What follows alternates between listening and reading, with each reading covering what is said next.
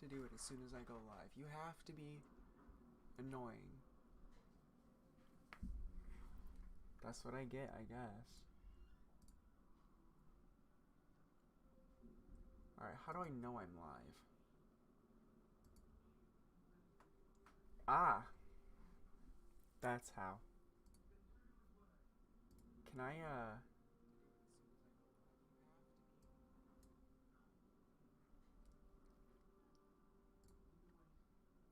I wonder. Let me do something.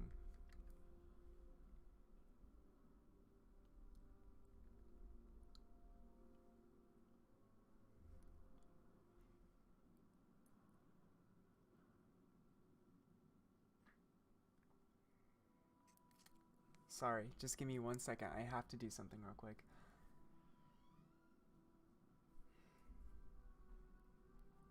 I'm gonna freak, guys. I'm gonna do it.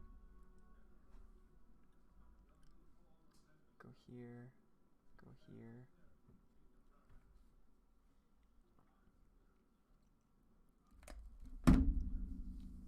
Ugh. Go here.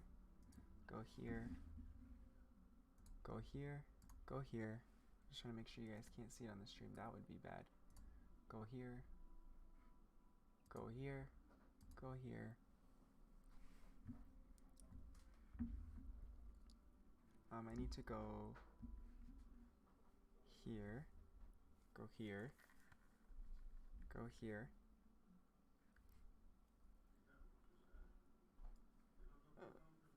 Does he have to watch it as loud as possible at 10 o'clock at night when they should be going to bed?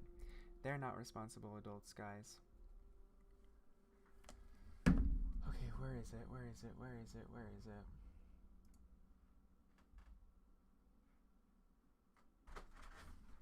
Did I not upload it to this one?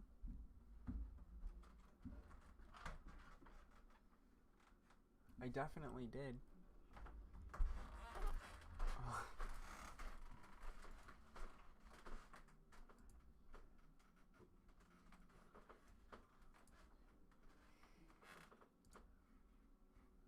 I knew they would do something like this. Lots of go here. What does that mean?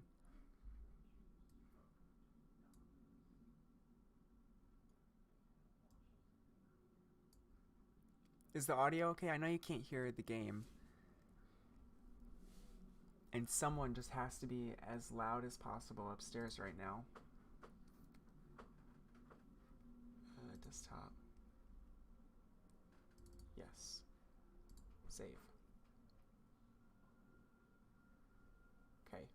That should be good. I need that to look good.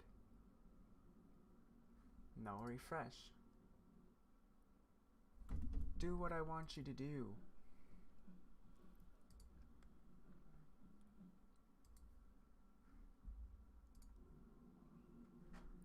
I don't need to learn more, actually. Yes, it is saved.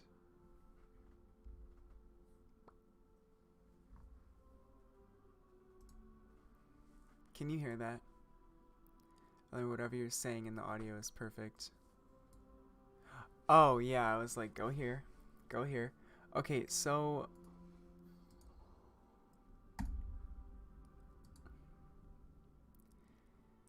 why do guys have to watch movies as loud as possible? When someone's trying to sleep right now, and someone's trying to stream. So two things they know are going on that need to be quiet. And he's doing it loud.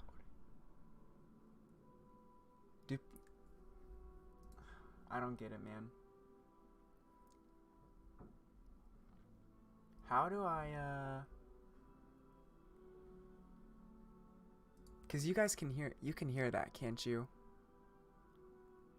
Maybe not, but whatever. Okay. Anyways, I'm gonna start now. I wanted to play this game, and I wanted to open it with you guys because the opening is literally amazing and I love it. If it shows up. Ooh, that's loud. There it goes. No, it's only gonna do it once. Because people are disrespectful. For real. It's only gonna do it once. Okay. Well. Let me make this a bit smaller. That's good. Okay, so today, I don't know, I found it on the Steam store when I was just kind of browsing around. I Love You, Colonel Sanders, a finger-licking good dating simulator. I haven't looked up anything about this game. I've seen one trailer. I actually want to see if I can show you guys that trailer real quick. Because I really... I'll do it. It's fine. It's fine. Okay. Is the game audio okay? Can you hear it alright? Because if not, I can turn it up a little bit. I know it's just the music right now, and I have no clue what's going to be in the actual game. Because I wanted to make sure I'm going into this with no preconceived anything. So...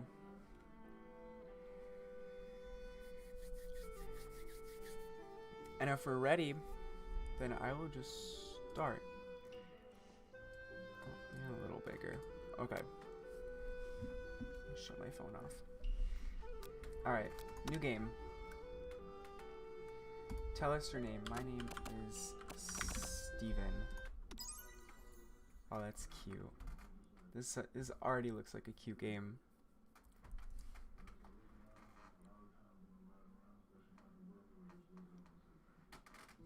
It's so loud. You sleep softly as the morning sun. This looks like oh, is that I don't know who that is, but it's obviously K-pop. This looks like the text box looks like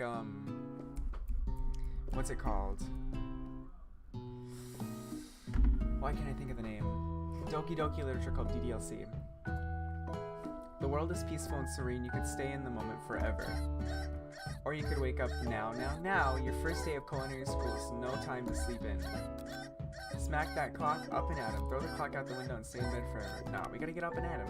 Lying in bed, you stare at the ceiling, thinking about everything that awaits you at the prestigious University of Cooking School, Academy for Learning. Your mind begins to wander. Who will be there? What will you cook?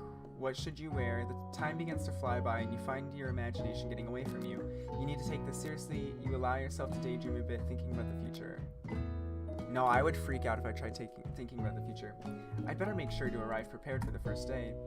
You bust through your morning checklist. Teeth brushed, hair combed, pits deodorized. Nothing can stop you now. So I'm guessing that I am a guy. Maybe. I don't know. No, because there's a necklace over there, so I'm a girl. Just what you needed to get your blood flowing. A nice steamy biscuit. Standing in the quad, you gaze upon the magnificent University of Cooking School Academy for Learning. Here comes your lifelong best friend forever, Mirami. She's the most adorable, awkward person you've ever met. You absolutely love her for it. That outfit is so cute. Mimos, what are you doing? This reminds me of the game episode. I don't know what that is. Should I give her a voice? Probably. Good morning, Steven. Are you excited for your first day of the rest of our lives? Actually, because I sure am. Excited, a little nervous. Okay, a lot nervous.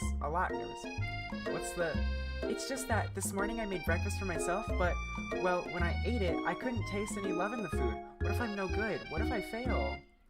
Classic I don't know how to say that. Miriam?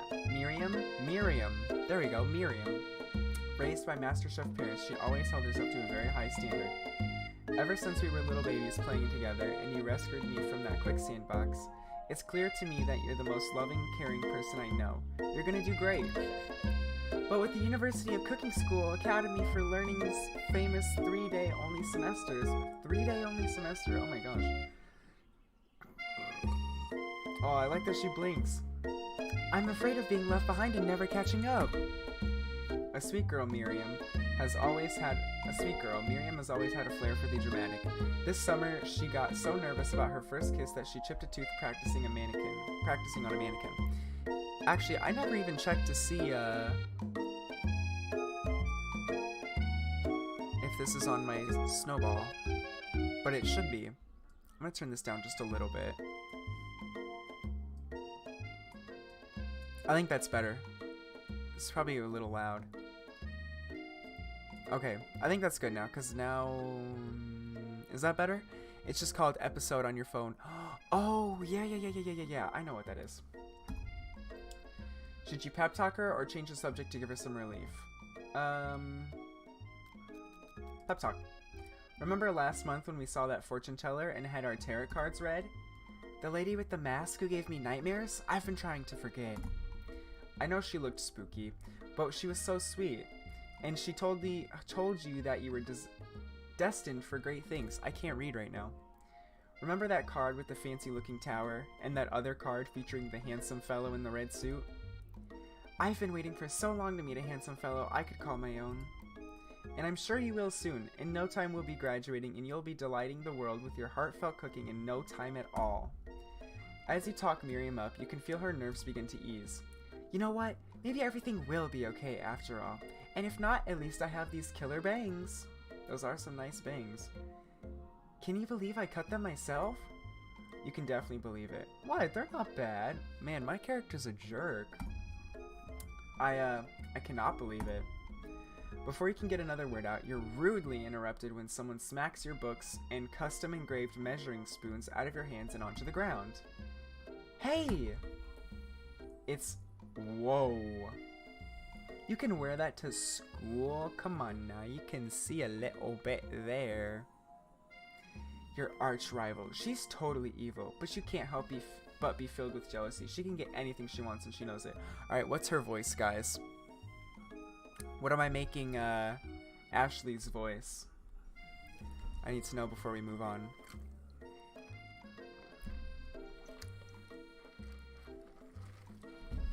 Sorry, my hair's a mess. But it's shorter now. My mom cut it. My mom cuts my hair. No. Should I move that down a little? See, yeah, that's good. And get my microphone in frame.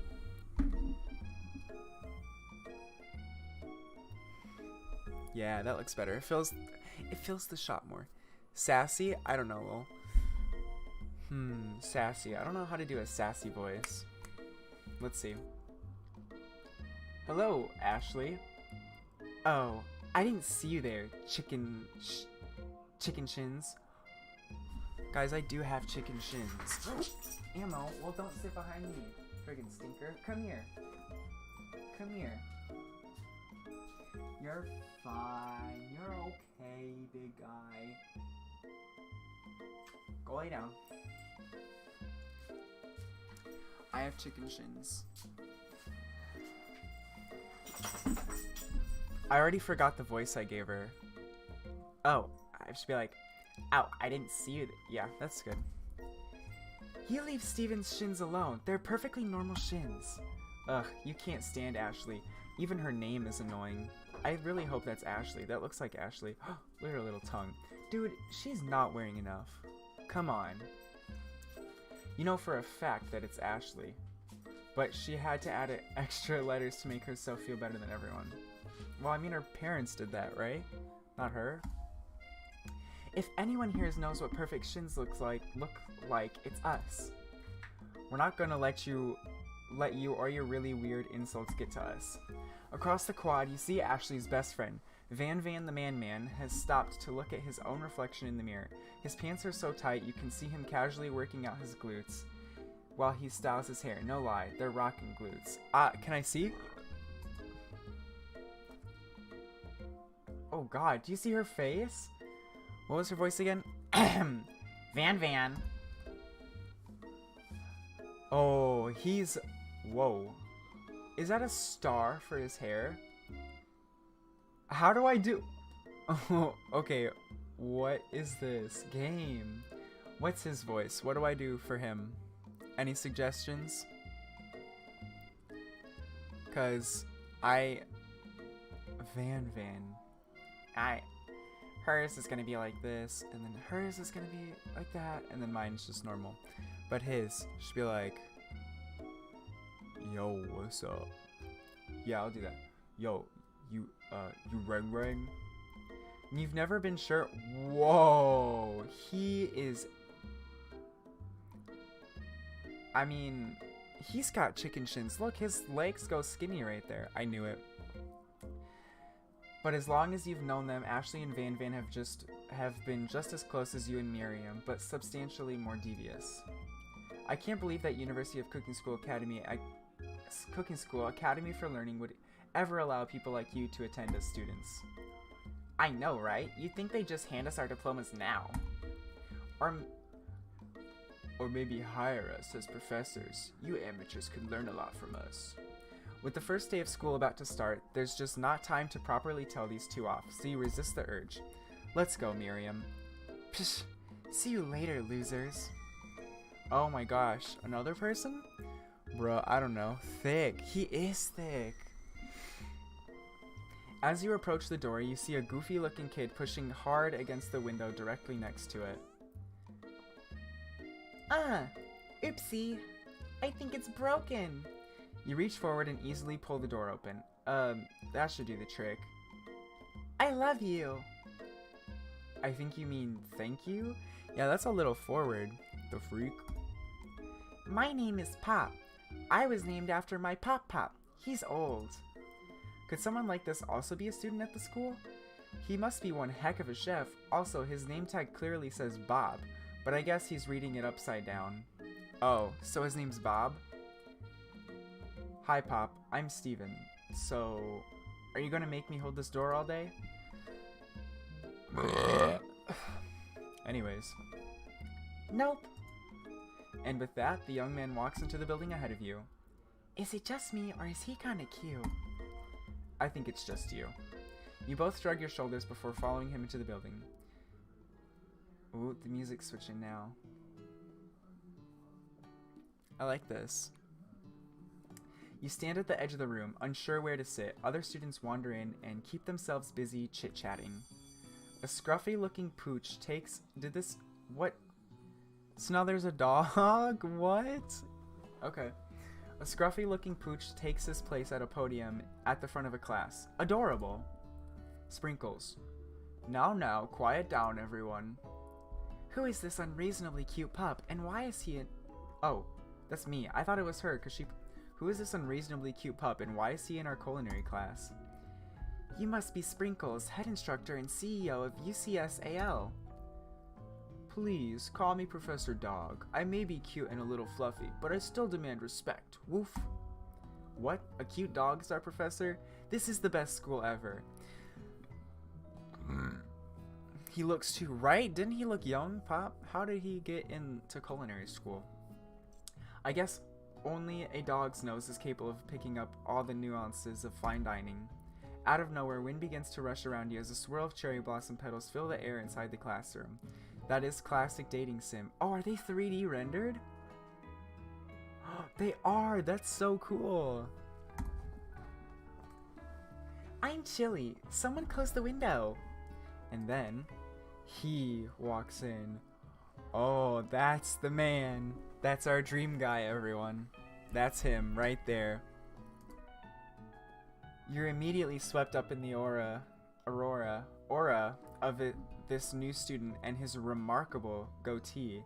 Who knew anyone could be so handsome? Time stands still. It's him. If it isn't my favorite student, Harland... Colonel Sanders interrupts Sprinkles, sorry, Professor Dog, before he can finish his sentence. I'll be right back. Okay, I don't know what voice to give him, because I'm kind of out of voices. I can't do a lot of voices. This is a lot of people to do voices for. I'm just gonna read his normal. Please, call me Colonel. I'll do his a little like this. Colonel Sanders. A hushed murmur rolls through the classroom as Colonel Sanders walks down the aisle of desks. Suddenly, the room is sweltering. Sweat begins to bead across your brow. You feel like everyone is looking at you, and you're not entirely wrong. And this over here must be Sweaty Sweats a lot. Wow, thanks, Ashley. Maybe we should open that window back up before Faucet Pits melts into a puddle and evaporates entirely. Hold on just a second. Nobody talks to my friend like that. Ooh. She's gonna like Super Saiyan power up. Better watch out, guys. She'll come for you. You two both know my name. We were in the same kindergarten class, and what was with all this really weird insults? Besides, when Steven sweats, it's not gross. It's beautiful. Look at that shimmer. No, that's weird. You take a moment to clean yourself up. It's a good thing that you didn't forget about that deodorant this morning. This classroom is hot, hot, hot. Professor Dog steps in to settle the class down and set some ground rules. Welcome to University of Cooking School Academy for Learning, the greatest culinary academy in the world. I can't speak today, dude. The birthplace of culinary legends past, present, and future. Many challenges await you. There will be tears, there will be blood, there might even be really adorable tiny food. And when all is said and done, there will be a battle. You will lift your sporks and compete in a broom cooking arena. Just then, another student enters the classroom and interrupts the professor's rousing speech. Oh my god, another person? I'm just gonna do mine. Hi guys, sorry I'm late. I hope everyone had a good summer. I really miss... Quiet! Late to class is bad enough, but interrupting my monologue? You're on the fast track out of here, young man. Are you sure you're even in the right place? Hi, Olivia. Dylan, I don't know how to make you moderator. Hold on. Let me see if I can do that real quick, guys. Uno momento on the game. Can I pause it? There's like a... What does this mean? I don't want to press anything and get it wrong. Oh, shoot. Don't you recognize me? This is my third year in this school with you as my teacher. Hold on, Dylan. I'm getting there. Okay, bye. Okay, bye, Olivia.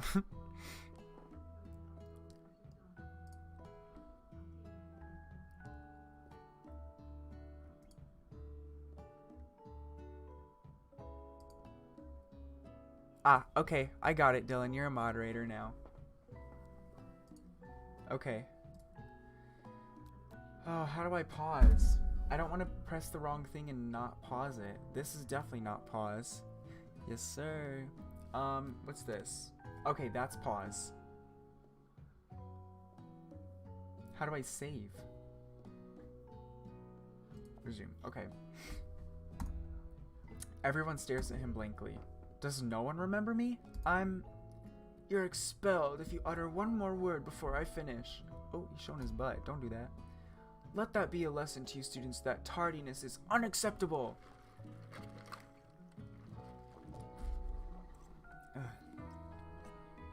Even Clank made it here on time, rolling halfway across town on his tiny wheels. You turn to see the student Sprinkles is referencing, who appears to be some sort of industrial kitchen appliance. Bzz. We're... Okay. The class bursts into laughter. Oh, Clank, you rascal. Sprinkles walks in the classroom as everyone stands in silent obedience. When he gets to you, he lifts his nose into the air and takes a deep sniff. Guys, he's smelling me. This is weird. Your diet is lacking. Based on what I'm picking up here, you definitely need a multivitamin. You should be taking better care of yourself. You've never had a talking dog as a teacher before, but Sprinkles' reputation for being smart but tough is well known. You decide to try and butter him up by giving him a treat from your pocket, but what kind? Oh, I don't know. What would a dog go? What do I do, guys? Help me decide. Do I give him a beef treat, a rubber ball, or a chicken snack? This is a really tough choice.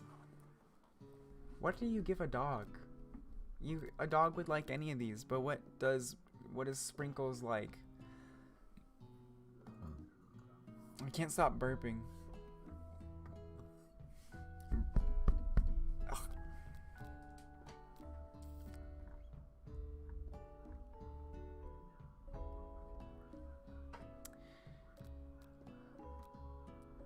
Maybe I'll just do the chicken. Yeah, let's go with chicken. You reach beneath your apron and return with a chicken snack in your hand. Sprinkle's eyes go wide as he locks onto it. His favorite. Oh, you are so smart. That's his favorite. Well, well, well. I think there might be some competition for a new star student. The furry professor immediately devours the snack, leaving your hand slick with a coating of warm doggy drool. You see the other students eyeing you jealously, but pay no mind to them. If they wanted to succeed in life, they should have learned the importance of carrying a range of dog treat flavors on them at all times.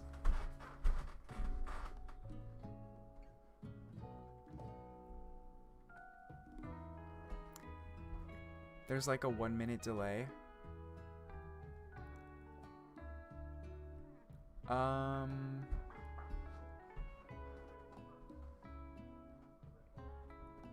How do I fix that? I don't.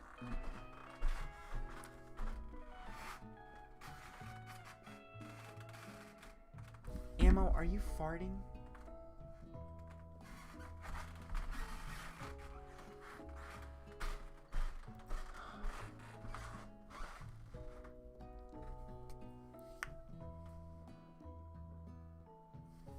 I should have waited just a little longer, like 30 more minutes to start, and then it would have been fine. I don't think I can change anything right now. 'Cause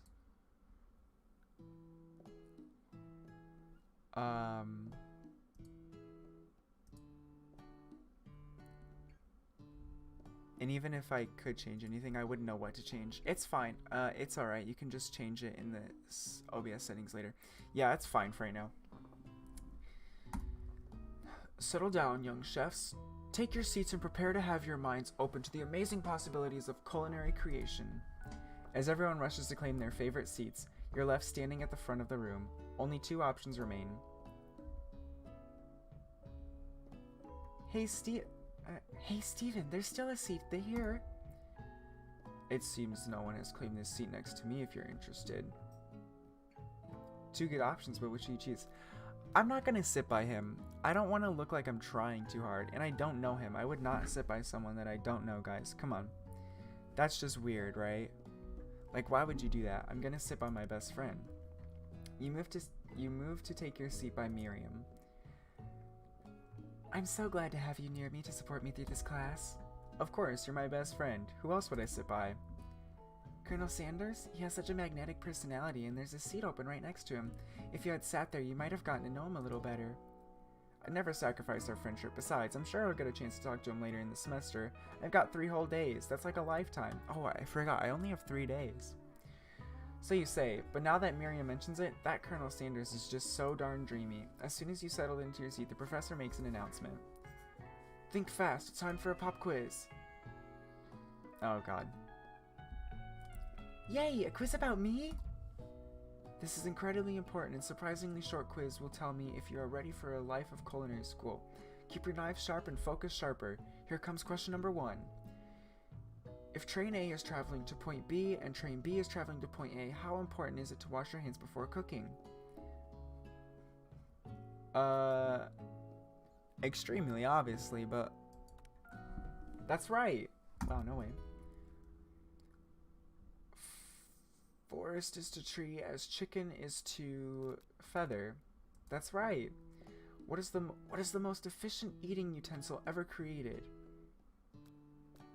Okay. Well, they're just giving me the answers, but that's fine. That's right. What food is best for a broken heart? That's right. Is Sprinkles a good boy? That's right. Your total score is perfect score, 5 out of 5. I'm a great test taker. Wow, be honest. Did you cheat? Am I talking to myself? Watching you tally your score, he's impressed. I know we just met, but I have to confess. I think you have a beautiful brain. Ew, if someone said that to me, that's so gross. Hot diggity dog, Steven, you just scored some major Colonel Sanders points with that performance. May I have your attention, students? I have an important announcement to make. Time for lunch. Wow, the cafeteria is as nice as any restaurant you've ever eaten at. It makes sense that a school dedicated to cooking would also be serious about eating. Well, obviously. The Stewart cafeteria, like Martha Stewart. A delicious fragrance wafts through the room and tickles the end of your nose. Your mouth waters. Do you smell that? That must be our lunch. It smells crazy good. Everyone, can I have your attention? Is it about lunch? No, I just wanted to apologize for my tardiness. You see, I was... Howdy, folks. I'd like to make an announcement. Hey, It's about lunch. Everyone cheers. But Shh! Lunch, lunch, lunch. She said shh. In honor of the new semester, I've prepared something special to share with everyone for lunch.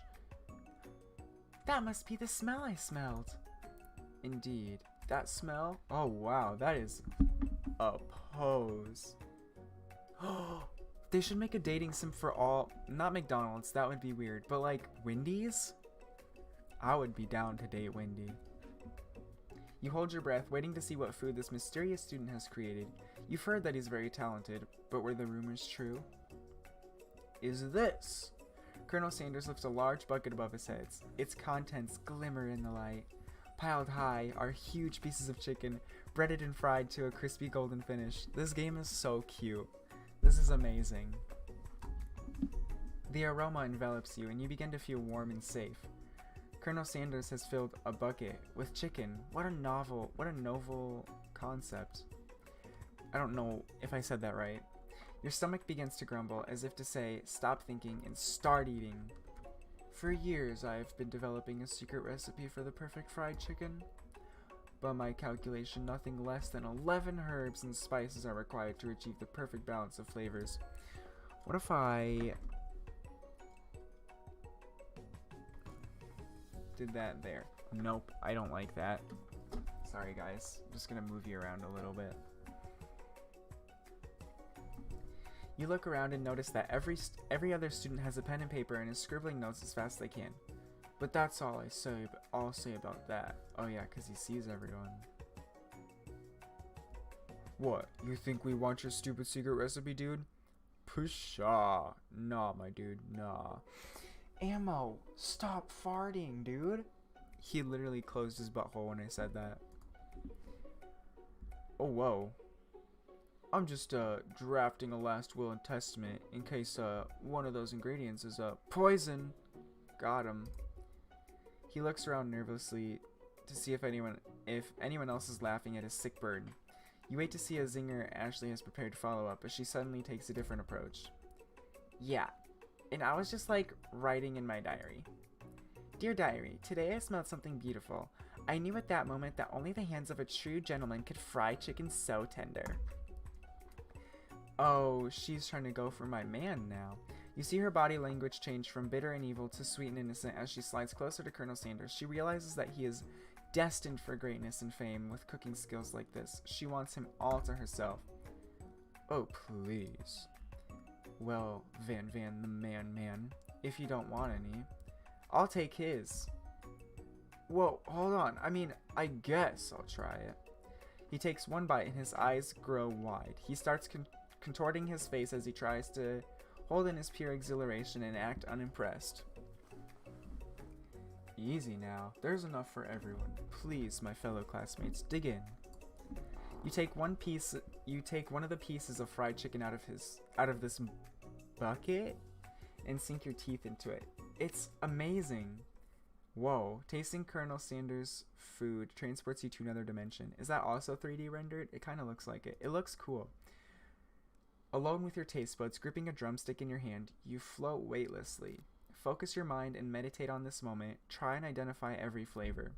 Savor the moment and everything that it tells you about Colonel Sanders' culinary heart. Swim toward the light. I'm just gonna swim toward the light. Somewhere, up ahead, a bright light beckons you. The flavors are so intense you become wrapped up in them. Unable to resist, you reach toward the light. It grabs your hand and pulls you closer, closer, until your fingertip connects with the end of everything. You are forever lost in the land of tender fried chicken bliss. Your mind dissolves. There is no Stephen now. This is only herbs and spices. Though Miriam tries to revive you, she cannot. What? Did I just die?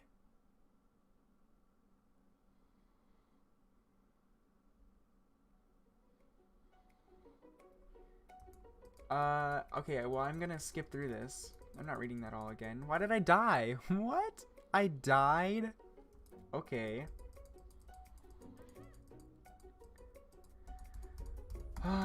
Come on, come on. Wait, can I don't know what that does, but I don't want to click it in case it skips too far.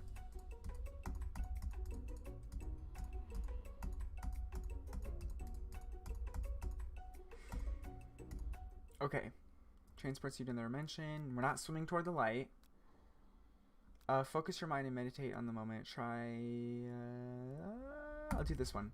You let the food rest in your mouth and focus on it, scrutinizing every flavor. Salt, maybe? Pepper? Too obvious? Oregano? Basil?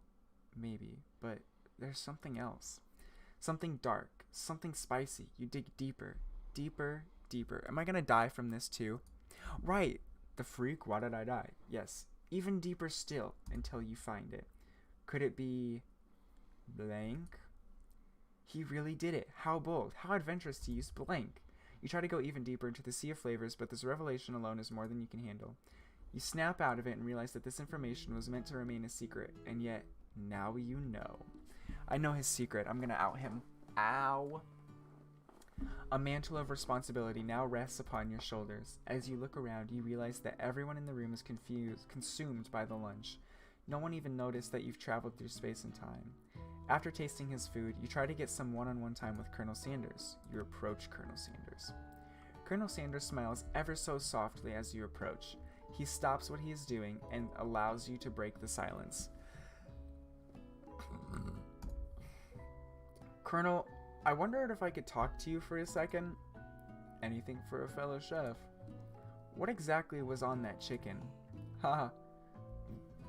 What was that laugh? I'm not ever gonna laugh again. How bold to you to come out and ask.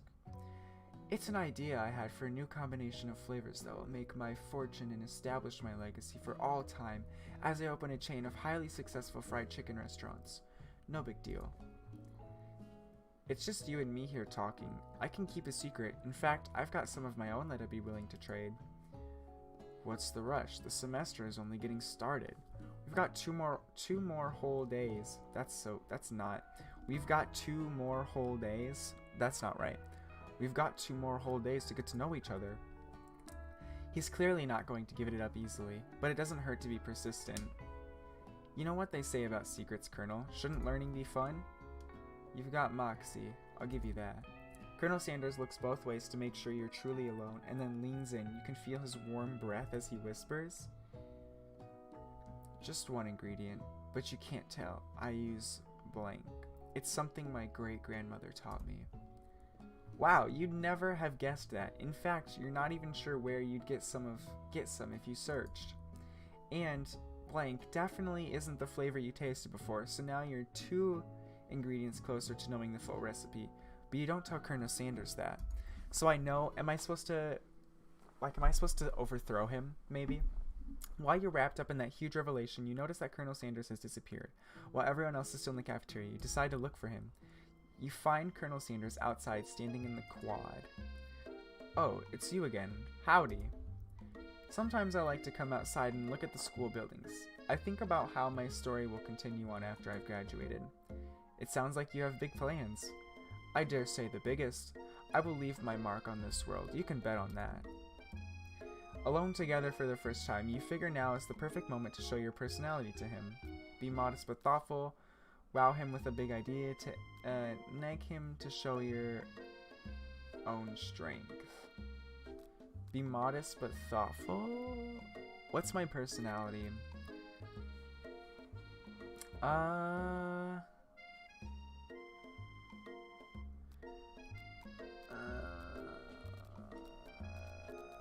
I'll do this one, because I'm a guy. You know, I've been thinking about your secret recipe.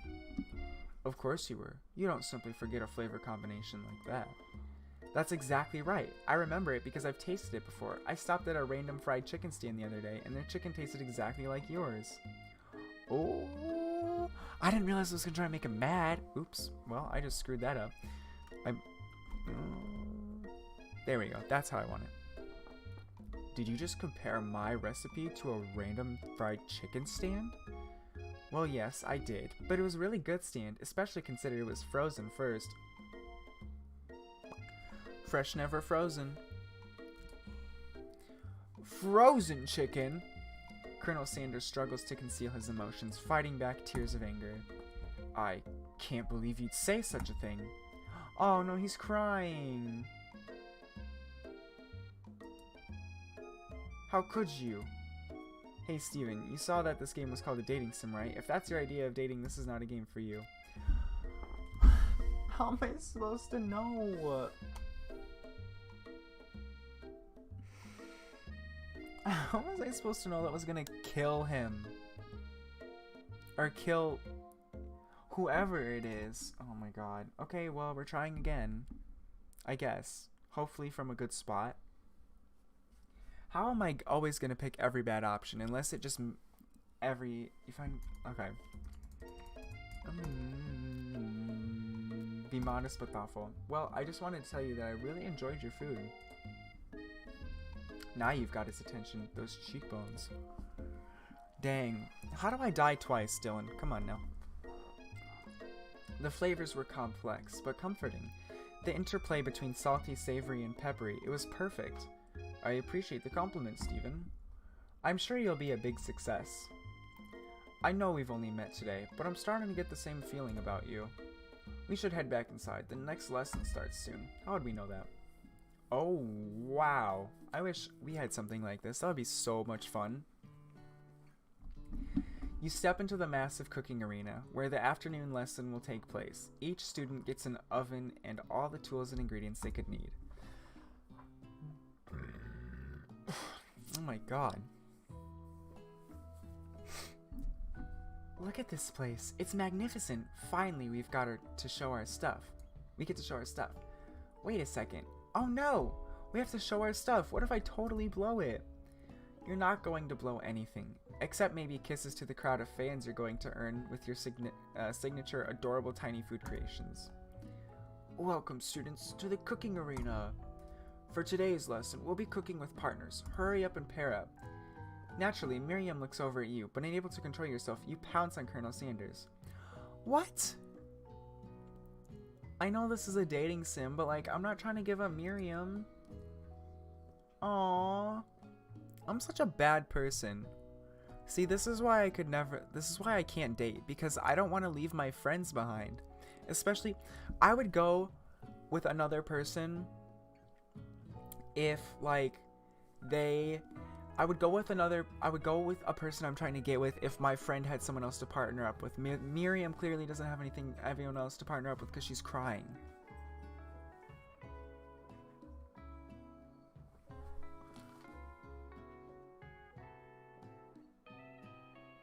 Oh, he's just snoring. I was like, what is that loud noise?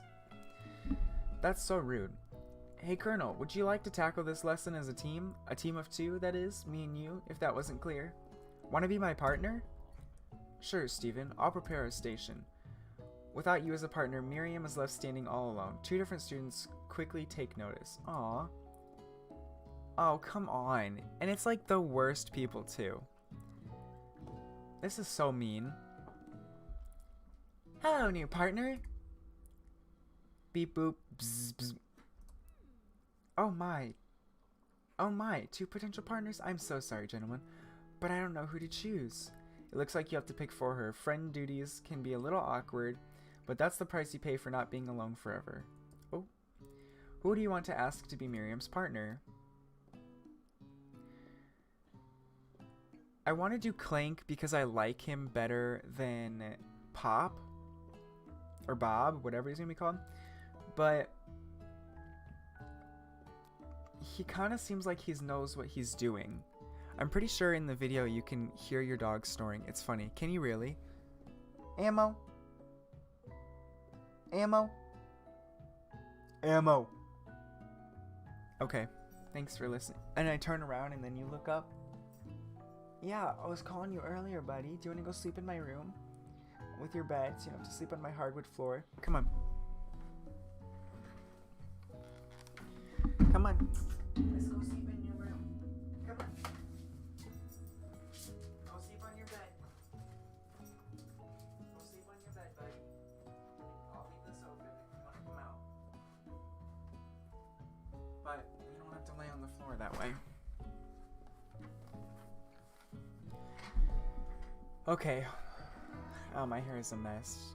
Okay, we'll just do Pop. Sorry, Clink, but I think Miriam will be partnering with Pop today. Aw. He can't even cry. Anyways. Pop gives a big smile as he steps up. I'm a chef! He holds up a banana and, without peeling it, proudly eats the entire thing. Can I go back? I already don't like him. It's discons, but Miriam is too kind to act grossed out. I love your enthusiasm, Pop. She looks at you like, really, this kid? But it's too late to change your choice now. Now it's time to focus on your own cooking classwork. Alright, you two, for today's lesson, we're going to keep it simple. Pick a basic dish and divide up the steps. No chef is an island. It takes 2 flints to make a fire. You get the idea. Which dish do you suggest to your partner, Colonel Sanders? Steak tartare seems easy enough. It's fancy and you don't even need to cook it. Using octopus will blow Colonel Sanders' mind. Your grandmother's mashed potatoes and gravy. King! King! Hello, Kifo. Kifo, is that how you say your name? Hi, Kifo. Welcome to the club. Your grandmother's mashed potatoes and gravy? I don't want to do that, but I don't want to do any of these. I'll do this one. Oh, he liked that. I've always been something of a down-home chef. I was thinking we could make something warm, inviting, comforting. Maybe mashed potatoes. And gravy? And gravy? I couldn't imagine one without the other. Colonel Sanders casts a coy look at you, causing your whole face to go beet red. Embarrassed, you quickly turn away. Oh, I'm so... Colonel Sanders-san, stop looking at me. Oh my goodness. I'm shy. Wait, could you even see that? Snapshot of... Oh, okay. I'll go get the potatoes. No, please, let me. Picking perfect produce is a passion of mine. Looks like things are getting pretty... Does she have... Oh, she cut holes in her thighs so that she's trying to take my man, my Colonel Sanders, because she got them big girls. But that's not fair. I don't have that. He could like guys, Ashley. Back off. Looks like things are getting pretty fresh around here. Does someone have a crush on Colonel Sanders? We're just cooking partners. Mind your own business. Sanders' heart is my business. And you'd better keep your fingers off my man. Your man? We'll see about that. That? Did someone call for me? No one wants you. Jeez, Van. While I'm over here crushing Steven's dreams, you're supposed to be taking care of our classwork. I'm doing Miriam's voice. Our classwork. That was the deal, remember? Colonel Sanders returns, arms full of peeled potatoes. Oh, he's crying. He tosses them into a boiling water and turns his attention to you and your old friends. Oh, howdy there, Ashley. Van. Are we working in a quartet instead of a duet now? Actually, no. It looked like Steven was struggling, so he offered to give them a hand. You know how it is. These young amateur chefs need a lot of mentoring. I was going to say, Colonel Sanders, maybe I could also teach you a thing or two about fancy food. Maybe one day you might be able to get up to my level. Huh, doubt it. He's rude. Now that's a chicken tender. Don't be rude, Van. Personally, I have no doubts whatsoever about Colonel Sanders' ability to concoct creations worthy of admiration. After all, your fried chicken was quite spectacular. But Colonel, if you ask me, I might make a better partner for you than this thing that has positioned itself at your station. She's so mean. Look at... Do you see that? It's literally, bro, your legs are gonna fall off. Don't you feel deep down that we cast complementary shadows? We fit together like a thigh and a drumstick. It just makes sense. Nothing about this makes any sense. Any sense. But one thing is clear. She's coming for Colonel, if you don't watch out. Ashley is really going at you hard. You need to ask for some backup here before things get ugly. Hunk of hunks in your time of need, turn to Miriam, your forever bestie who always has your back. What do I do? What do I do? Colonel Sanders or Miriam? I want to do Miriam because I left her earlier, but I also want to do Colonel Sanders because...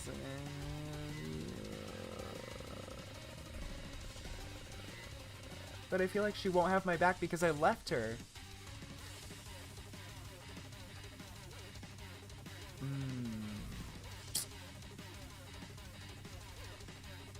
No, we're gonna have to go with Colonel Sanders right now. I'm here to learn and express myself via my cuisine, not bicker with prima donnas. Partners were chosen at the beginning of class, so let's all respect the format, okay? You turn to Colonel Sanders to confirm that you're on the same page.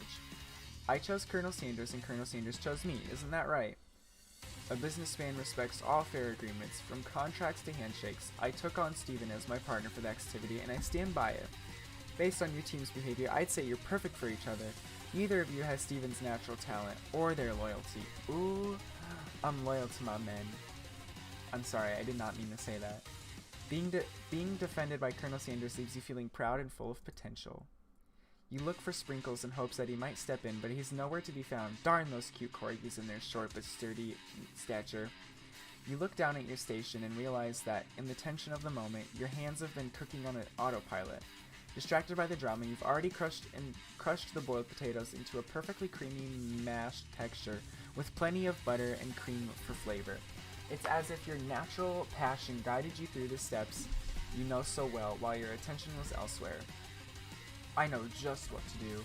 Colonel Sanders extends his hand. He's holding a beautiful white porcelain gravy boat, out which pours a smooth brown gravy smothering your nearly finished potato dish. This is so, like... It feels like it's getting there already, and we're not even there.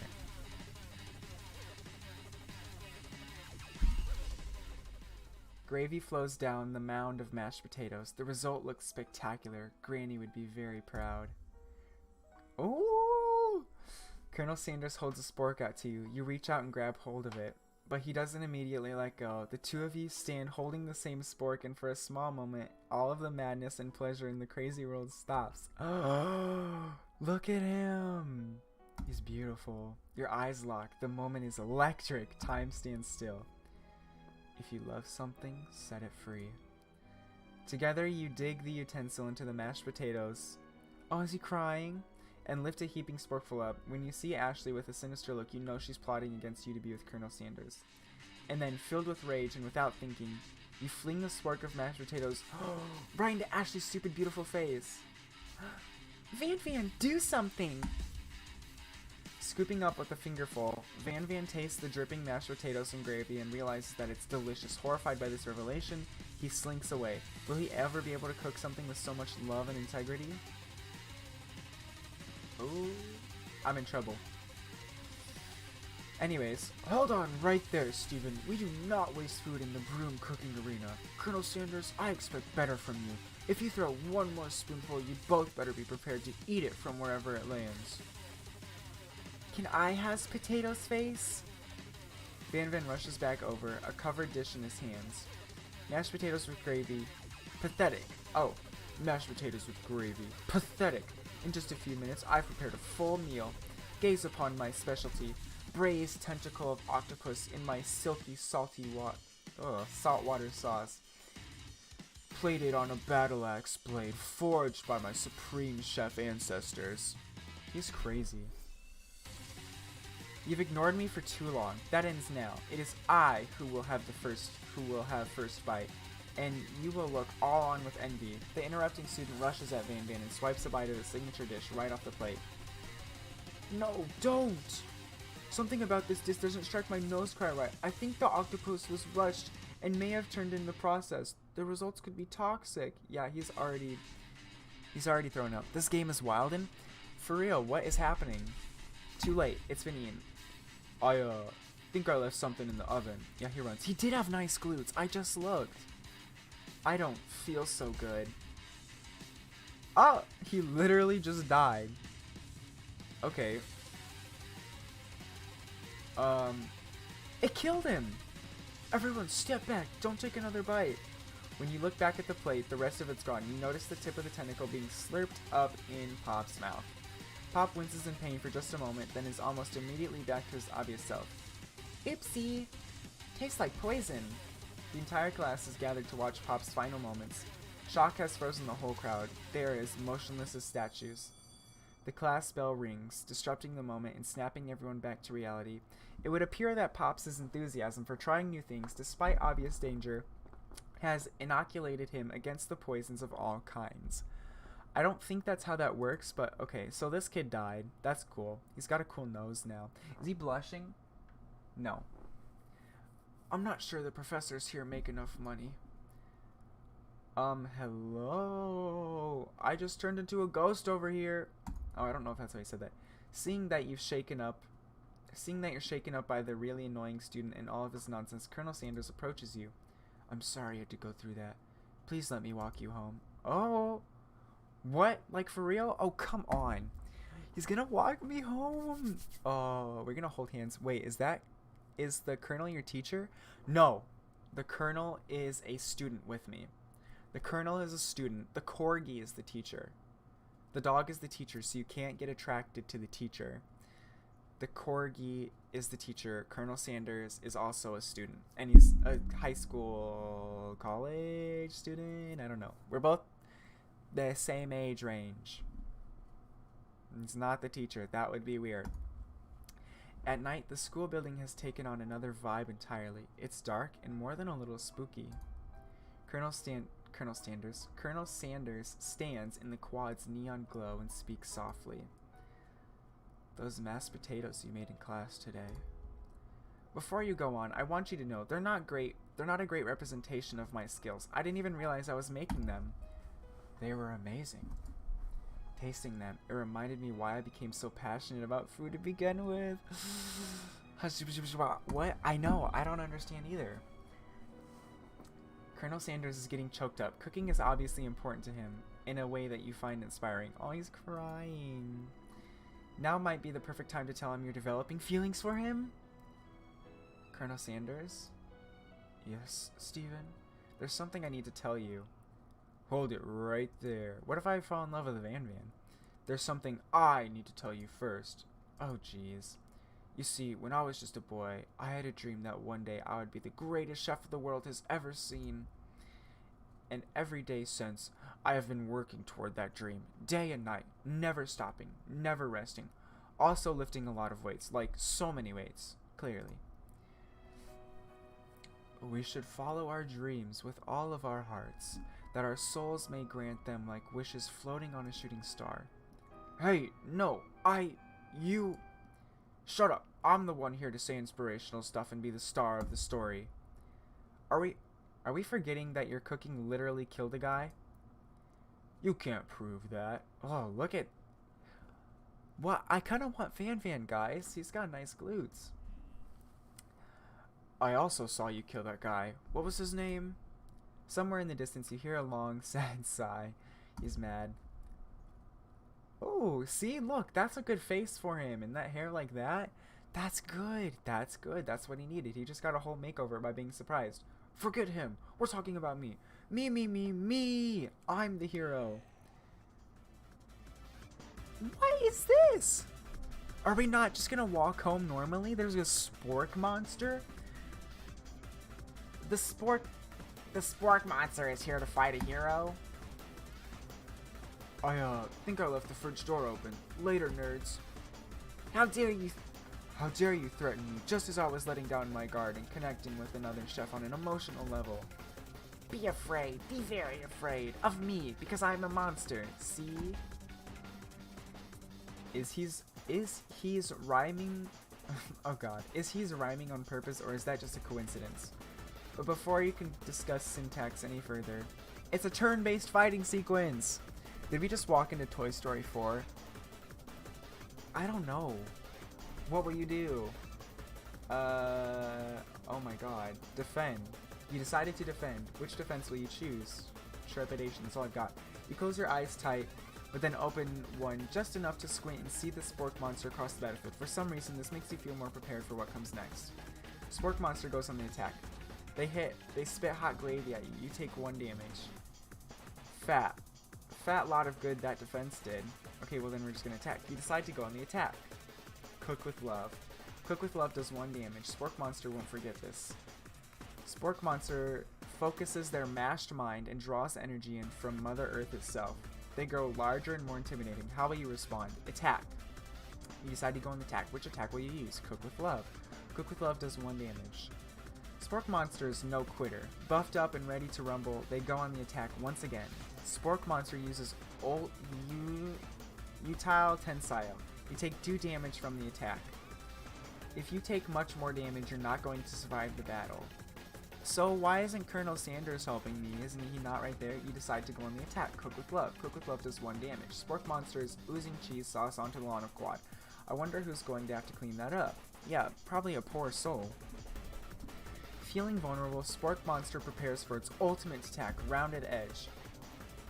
Vile villain, your reign of terror stops here. Colonel Sanders summons the energy of 1,000 chickens.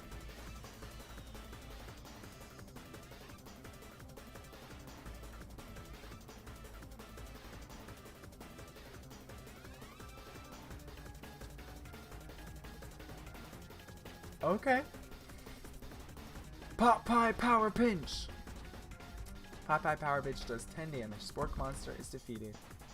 You saved me. An injured Spork monster spews steam into the night. Spare this wretched beast. You manage to tamp down your disgust at the sight of the gnarly beast long enough to realize that he is still a living creature with a pure soul who deserves your pity, not your wrath. Exactly. Oop, that cleavage. That's what I'm saying. Be gone, beast, and don't you dare come back for a follow-up encounter tomorrow. I won't forget this. I won't forget this, and I certainly won't be back like he said. The Spork monster scuttles off into the night. The defeated monster left behind a special item. It appears at first to be a cookbook, but upon closer inspection, it's so much more. It's a book of magic spells with a golden chicken on the cover. What is this game? I thought it was a dating sim, and now it turned into like fighting. Oh my god. Okay, I'm good. I'm going with it. We're chilling. You open the cover and find a library card tucked inside. The last name to have signed it out is Borko. Borko. That name sounds strangely familiar. Is that just our dog? Your blood is pumping as you stand in the quiet night, holding the mysterious book in your hands. As you come down from your battle buzz, you realize that your final attack has left you completely depleted. The world around you begins to fade away. Without any energy to keep your eyes open, darkness overtakes you. So is he in my house now? Can I just say, this game is someone's sexual awakening, and that... yeah, probably. He must have helped you get home. In your tired state, you don't know if you could have made it without him. What a guy. What a guy. You want to thank him, but you don't have the strength to utter a single word. You feel your covers being pulled up and over you as you're tucked in tightly. Good night, my colonel. Oh, what? Why would I say that?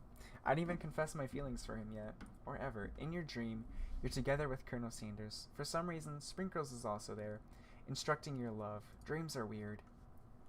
Aww. Oh, that's all the characters. Aww. You awake on day 2 and attempt to process the wild visions you had. Were they memories or premonitions? You lie in bed and stare at the ceiling, thinking about the secret you've discovered while tasting Colonel Sanders' cooking yesterday. You can't believe he really used blank. And then there was the secret ingredient that Colonel Sanders went ahead and told you outright. Not much of a secret, huh? It's probably just because he already trusts you so much. Sure, that makes sense. We'll go with that. Exactly. You meet up with your bestie in front of the school. Before you can tell her about the encounter with the Spork monster, she launches into a story of her own. Okay, I know this might sound a little strange, but I think I might be, I think I might like Pop. Aw, so she's gonna get a boyfriend too. Like him. Like? My head's itchy. I'm getting new headphones tomorrow. I'm so excited. If this game ends with y'all riding stars, I will holler. That would actually be amazing. I know it sounds like it's moving too fast, but there's something about him. I like him. Like him. Like him. I gotta get her voice right. I wonder how long this game is, because I might find like a good stopping point at some point and stop, so that I don't end up accidentally playing for like 5 hours all tonight. Maybe in like half an hour. We got to talking after class, and he's actually a totally sweet guy. Not only that, but he's really smart. He told me all kinds of stories about Colonel Sanders. Did you know that Colonel Sanders enlisted in the army when he was only 3? That's illegal. What country are we in right now? Not only that, but he founded a special unit of super soldiers who all wear the same hats just because he put a hat on one time and thought it looked cool. Okay, these are lies, right? But Colonel Sanders doesn't even wear a hat. He wears a ribbon tie. Either way, maybe it'd be best if you took it slow with this new boy, like I am with Colonel Sanders. You and Colonel Sanders, the coolest guy in school, the most famous student to ever attend University of Cooking School Academy for Learning, you're a thing now? We definitely connected yesterday. Sure you did. You're great. Why wouldn't he be into you, I guess. Laughing at the implication that you and Colonel Sanders might be a thing is definitely not cool. You are great. You have an idea about how to prove that your love is real. Well, if he's not into me, why did he tell me one of his secret ingredients? However, you don't tell her that you know a second ingredient too, which you discovered on your own. Your bestie's eyes light up. A secret ingredient? Yeah, I just said that, a secret ingredient. Is there a dramatic echo in here? Miriam checks to make sure you're alone before continuing. So, this summer, while I was on vacation with my family, a lovely man approached me in the botanical garden where I was wandering. This can't be good.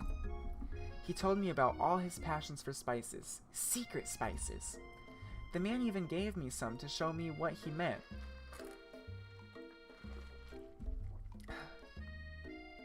He said it was a powder created from super duper rare dried flower petals, and that if I did him a big favor, I could have some of my own. I hope it's not a bad favor.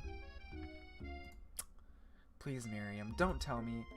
So I filled my suitcase with them and brought them home. He was so nice. He even met me at the gate when I arrived. Later, when I cooked with them, a very strange feeling came over me, and the flavor was unlike anything I'd ever tasted. I think you're being very liberal with the meaning of spices here.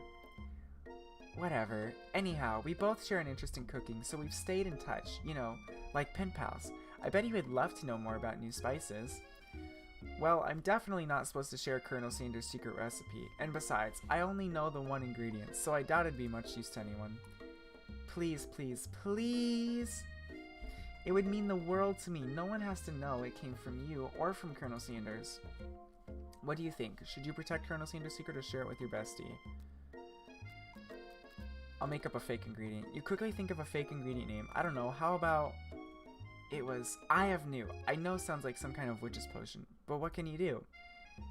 Eye of New? Wow! Her eyes light up imagining such a thing, and you figure that you've satisfied her with curiosity and she moves on. Yeah, I can't give her the real recipe. That would be so mean to my boyfriend. However, she immediately turns around and does some dumb thumb typing on her phone that you can't quite see. That's probably not good. Before you can ask her to confirm that she was definitely not texting secrets to other people, you're interrupted. A wind rushes in. Cherry blossom petals fill the air. Is it him?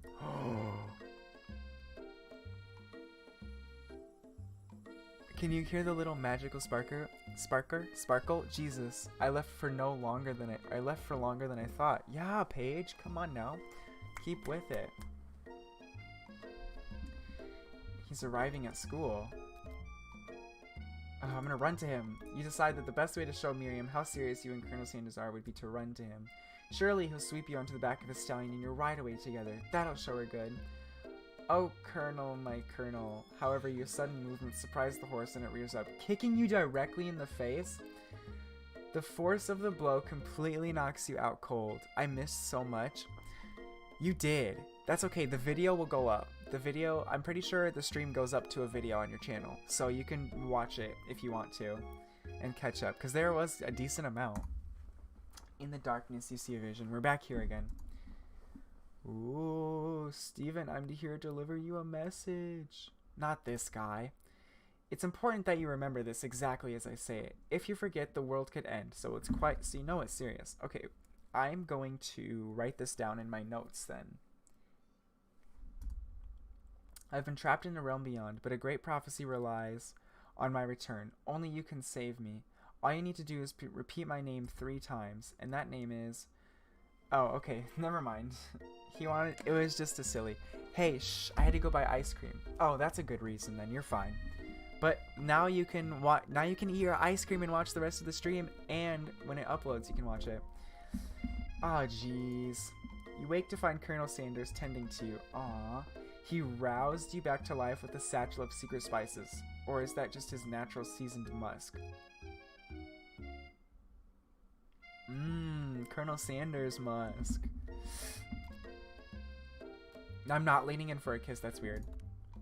Maybe he shouldn't be riding a horse to school, and maybe you shouldn't be running up to animals you don't know. It's a hard way to stay in the wrong here. But one thing is for sure, that Colonel Sanders is pretty dreamy. That horse has beautiful shoes. I could really feel how smooth and sturdy they were when they were pressing into my face. Aww. That's nice to hear. No one truly appreciates good craftsmanship anymore. And with that, the Colonel Sanders disappears into the school, leaving you and Miriam to follow. When you enter the classroom, you see your 2 rivals, Ashley and Van Van, are doing something bad. By the way they're hiding, you know it must be really bad. Like counterfeiting recipes bad, experimenting with restricted ingredients bad, summoning a demon bad? You tried it? Oh my god. She is definitely, she reminds me of this anime, The Devil's a Part-Timer or something like that. That's like the outfits they would wear. Hulking shoulder, but he sees you coming. Whoa there, little one. I'm not sure you're ready to handle this. Oh, I can handle you, Van Van. I'll do this one. You sit near the rivals, but leave your back turned to them. You even hear Van Van mutter something that sounds a bit like a magic spell. However, he notices you eavesdropping. You try to cover your tracks and improvise. It's time for class, and you're distracting the rest of us who want to learn. Now you've upset them. Oh, and you're the Emperor of Cooking, are you? You make the rules? I'm not sure you'd know a good meal if it ate you. Being the best chef in the world takes more than just culinary skills. It takes creativity. It takes panache. And it doesn't hurt to use a little evil.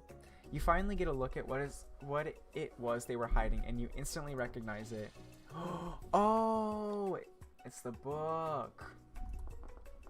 That's the same book I found last night in the quad. Ashley immediately elbows Van Van, who hides the book behind his back. I don't know what you're talking about. That book is family heirloom, and its contents are secret. You notice that they haven't just been studying the book. They've got Pop pinned to the wall, and they're tossing potato skins at him as he tries to catch them in his mouth. What? Jeez. We're playing. Ew, that was so gross. I can't do fake laughs. Before you can dig in any further, you're interrupted by the arrival of more students. It's almost time for class. Beep beep. Clink must be running late. He's in such a hurry that he rolls right over Van Van's meaty foot. Ugh. Hey, watch it, you bucket of bolts. You watch how you talk to him. He didn't do anything. Bzzz. Womp. Who do you think you're talking to? I've never heard such language, not even from a stand mixer. Womp womp. No, your mother was a stand mixer. Bzzzt. Van Van jumps to attack Clink, but Clink shocks Van Van, sending him flying across the room. Oh, Clank, you're so silly. Oh, did she just do a little laugh? I heard it. Protect me, Colonel Sanders. These crazed men are about to come to blows. I think it must be over me, but I'm not interested in either of them. Ashley's tone has completely changed in an instant. She bats her eyelashes at Colonel Sanders. Surely he must know this is a ruse, right? Gentlemen, get a hold of yourselves. Save it for the arena, at least. Or don't, honestly. What do I care? I've got lofty career aspirations to focus on. Meaty foot. I know. What the heck? Meaty feet. God, I hope my guy has meaty feet. I hope Colonel Sanders has meaty feet. Maybe I can help you with your business plan.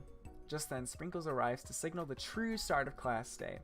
He's panting, which doesn't seem that abnormal. He's a professor, but he's also a dog. Students, please take your seats. I apologize for my late arrival. I spent the morning chasing a car all around town, and my tiny legs are very, very tired. But I'm here now, and I hope you're all ready to learn.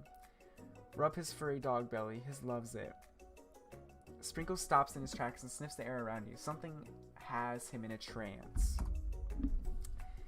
It's the scent left on you from Colonel Sanders. Oh, this is so weird. Sprinkles jumps on you and licks your face.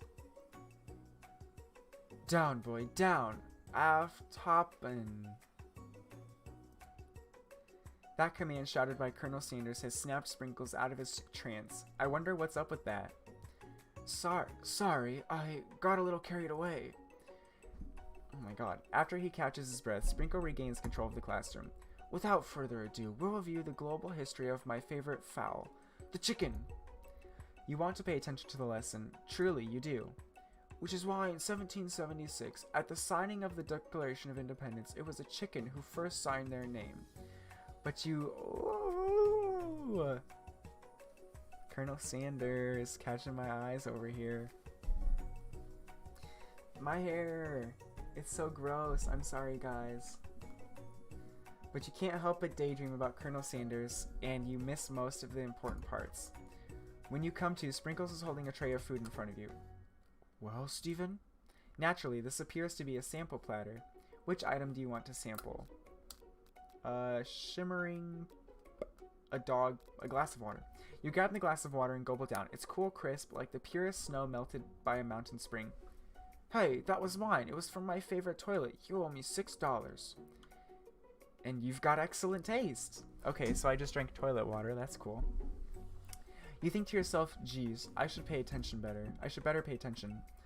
We all make mistakes. I'm sure he'll forgive you someday. Come on, it's time for lunch. Yes, Miriam, let's go to lunch. Before anyone can relax, the cafeteria lights dim. And your rivals enter to make a dramatic announcement. Today's lunch will be prepared via timed competitive cook-off. What? The level of theatrics with these two is off the charts. Demand that they stop, step up and tell them you're on. I don't want to do either. I kind of just want to watch. I want to be like, oh, this is a cool competition. And watch. But it's going to make me do it. You're on. A bit of lunchtime competition, eh? Count me in. If I have to whip the tables with you fools, I better, before I set my lunch down on it, then so be it. I'm not the fool. You're the fool. Fool. Bro, he's got, look, that's where normally a guy's butt would be. And then that's just a bad butt. But look, it goes around. Good one, Van. I like your grumption, Steven. I'll be watching your performance. Oh no, just as things reach a boiling point, Sprinkle steps in. Surely he'll put a stop to this madness. Now, students, please settle down. This is a lunch classroom, not a sportsing court. Finally, a little sense. You breathe a sigh of relief. At least not until we turn on the timer. Just then, a huge, oh my god, light blasts you in the face, flashing the words, timer ready. That's what I'm talking about. Aroo! I stand corrected. The hard way builds solidly a foundation of confidence that cannot be swept away. And that's an original quote by me, in case anyone was wondering. I hope its message lifts you to victory. Like a diamond. I was formed under pressure, and now is my chance to shine. Oh my god. She's got a meat cleaver with like a heart chain on it. Thick AF. For real. I will defeat you myself. You had his chicken, and you made mashed potatoes and gravy on day 1. And you're feeling like you can really impress him again. Here, it's time to boil some water for the potatoes. Think fast. If the timer runs down, you'll be forced to pick randomly. What temperature does water boil at? 100 degrees Celsius. That's right. But how would you have gotten into the school without knowing that? Winner gets to rub my furry belly. Let that enticing offer motivate you. You're going to need to season this chicken before you cook it. You don't know Colonel Sanders' recipe exactly, but you have an idea. How many herbs and spices did he say he used? 11. He used 11. That's right. You might not know all the ingredients yet, but at least you're headed in the right direction. Tail wagging intensifies. Now that you've got some basic steps going, it's time to elevate your craft. What state of mind offers the most flavor? Oh, God. Gratitude. That's right. Okay, thank God. You must never take this opportunity for granted if you hope to succeed. Your classmates are rooting for you, but Ashley is simply stronger and faster than you. You'd better pick up pace if you want to survive. When you were a child, your father had told you never forget where you came from. Every day, you meditate on his advice and draw energy from that place. That would be a great dice on it. So where did it come from? Okay. Sounds like a fetish. What does? Aru. You try to shut out the noise of the arena and focus on your cooking. What is the sound of success? Silence. I believe in you, Steven. Sorry, I just skipped through that stuff. I don't know why. He's actually cheering you on. Which would be awesome, except knowing he's watching you makes you totally forget what you were doing. Now all you can think about is Colonel Sanders. How many spoonfuls of gravy will it take for it to fill a... Oh! What were you thinking? Get your mind back into the competition. Grrr. You are stranded on Desert Island with only one desert cookbook. Which do you take? With a hunk. Oh! What a hunk. Oh my god, what do I do? I know, right? You know what? Shouldn't you be focused on the challenge? You're falling behind. Sorry. Oh my god. What is the cries? What is happening? Woof, woof. You're really struggling to keep up. At the next station over, Ashley has already begun plating elements of her dish. It's colorful and complex. The dog's saying, whoever wins can rub my belly, or whatever he said. Oh yeah, I guess so. To make up time, you toss your biscuit dough into a standard mixer. As you do, the crowd gasps. Ugh, yikes. Zzzt. I know you love nothing more than seeing a fellow appliance utilized in a kitchen battle, but sometimes that means sacrificing the personal touch. You might not have any hands, but Steven does. A good chef needs to be touching the dough to know when it's properly mixed. There's an easy way and a hard way. You don't get far by going the easy way. Oh no! Your hand into the mixer to rescue your dough before it's overmixed. Steven, no!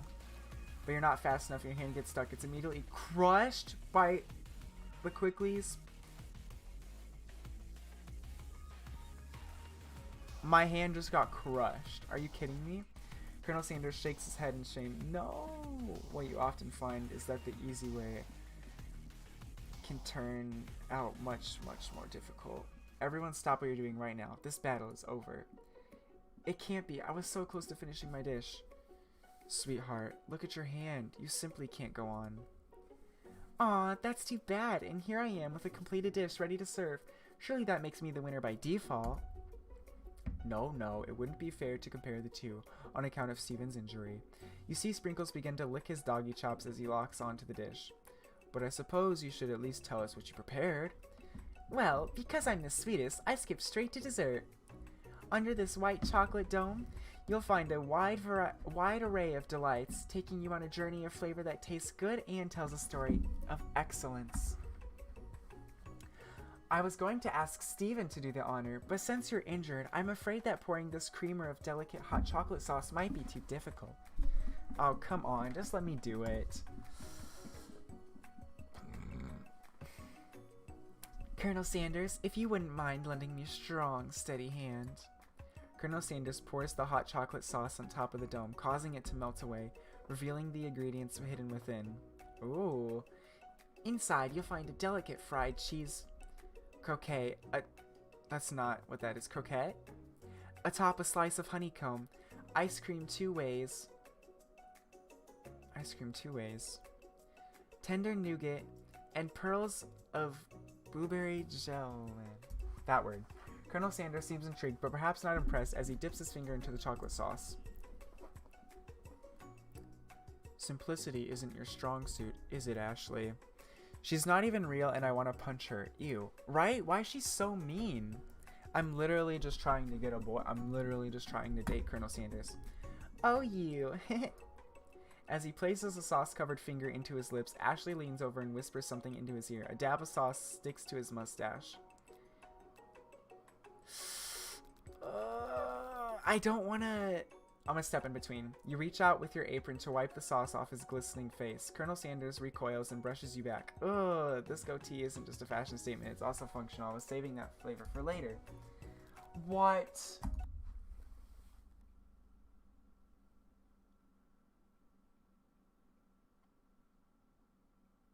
So where's it going to start me? I've restarted. Oh, no. I'm not even gonna do it this time. Demand they stop wasting everyone's time. Is everything a competition? Is everything a competition with you two? Yes. Yes. Well, not with me. I'm on a personal journey to learn to love. To learn to love? Sure, why not? But definitely not to constantly battle. Yeah, stop getting your genres crossed. Don't you have some portable monsters to capture or something? How? I don't know. Literally what? I don't know. I've had to restart 3 times because I keep making the wrong decisions. So clearly, this is why I can't get a boyfriend. And I need to play more dating sims to learn. That sounds really bad. Now it makes me seem like I'm a weirdo who plays dating sims. They're kind of fun though. Like, this is fun just reading this. I need to eat. What if I'm going to have the energy to sustain... If I'm going to have the energy to sustain my education and pursue my dreams of being a master chef? How are any of us supposed to get anywhere if we're constantly fending off challenges from every know-it-all in an apron? I think that said no. Besides, I already brought my own lunch. Steven, you should have it. It will give you the energy you need to succeed. Miriam reaches out and presents you a gift.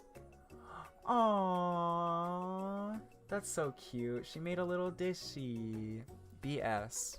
For real. It only takes you about 5 seconds to eat Miriam's tiny food, but it's just what you needed for motivation. You know what? I've learned enough for today. Let's battle! Just as things reach a boiling point, Sprinkle steps in. Surely he'll put a stop to this madness. Please slow down. Timer. That's what I'm talking about. Aru, I stand corrected. If it's a battle you want, my bestie can beat the best of them. Best believe it. Like a diamond, I was formed under pressure, and now is my chance to shine. I will defeat you myself. I will defeat you myself. Okay, so it's basically the same thing again. It's time to boil. It's 100 degrees Celsius. I'm not gonna read this. It was 11. Elliot, craft. What state of mind? Gratitude.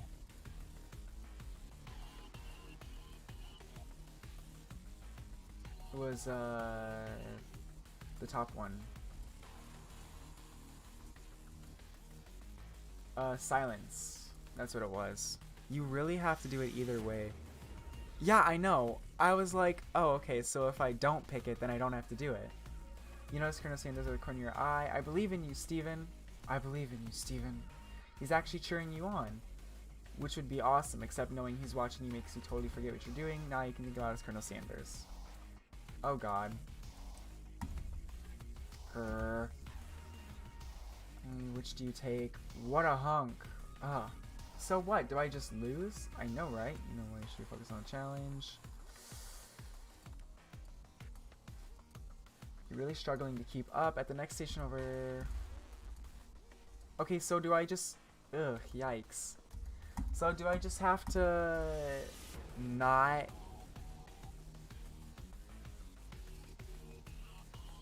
No, stop! Okay, so my hand gets crushed again. So...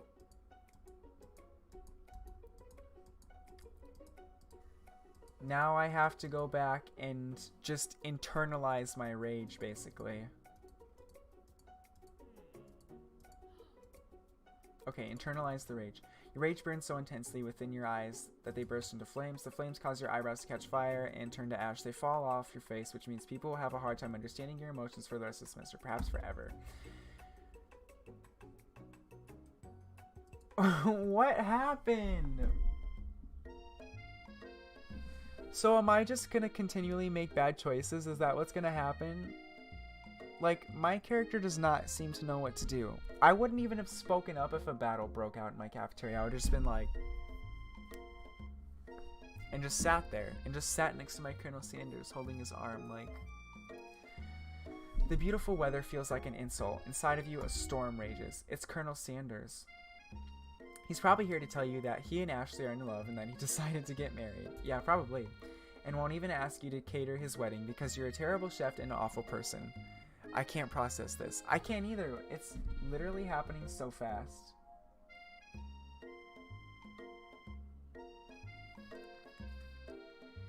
Sorry, famous TikToker Ethan C. Kelly texting me.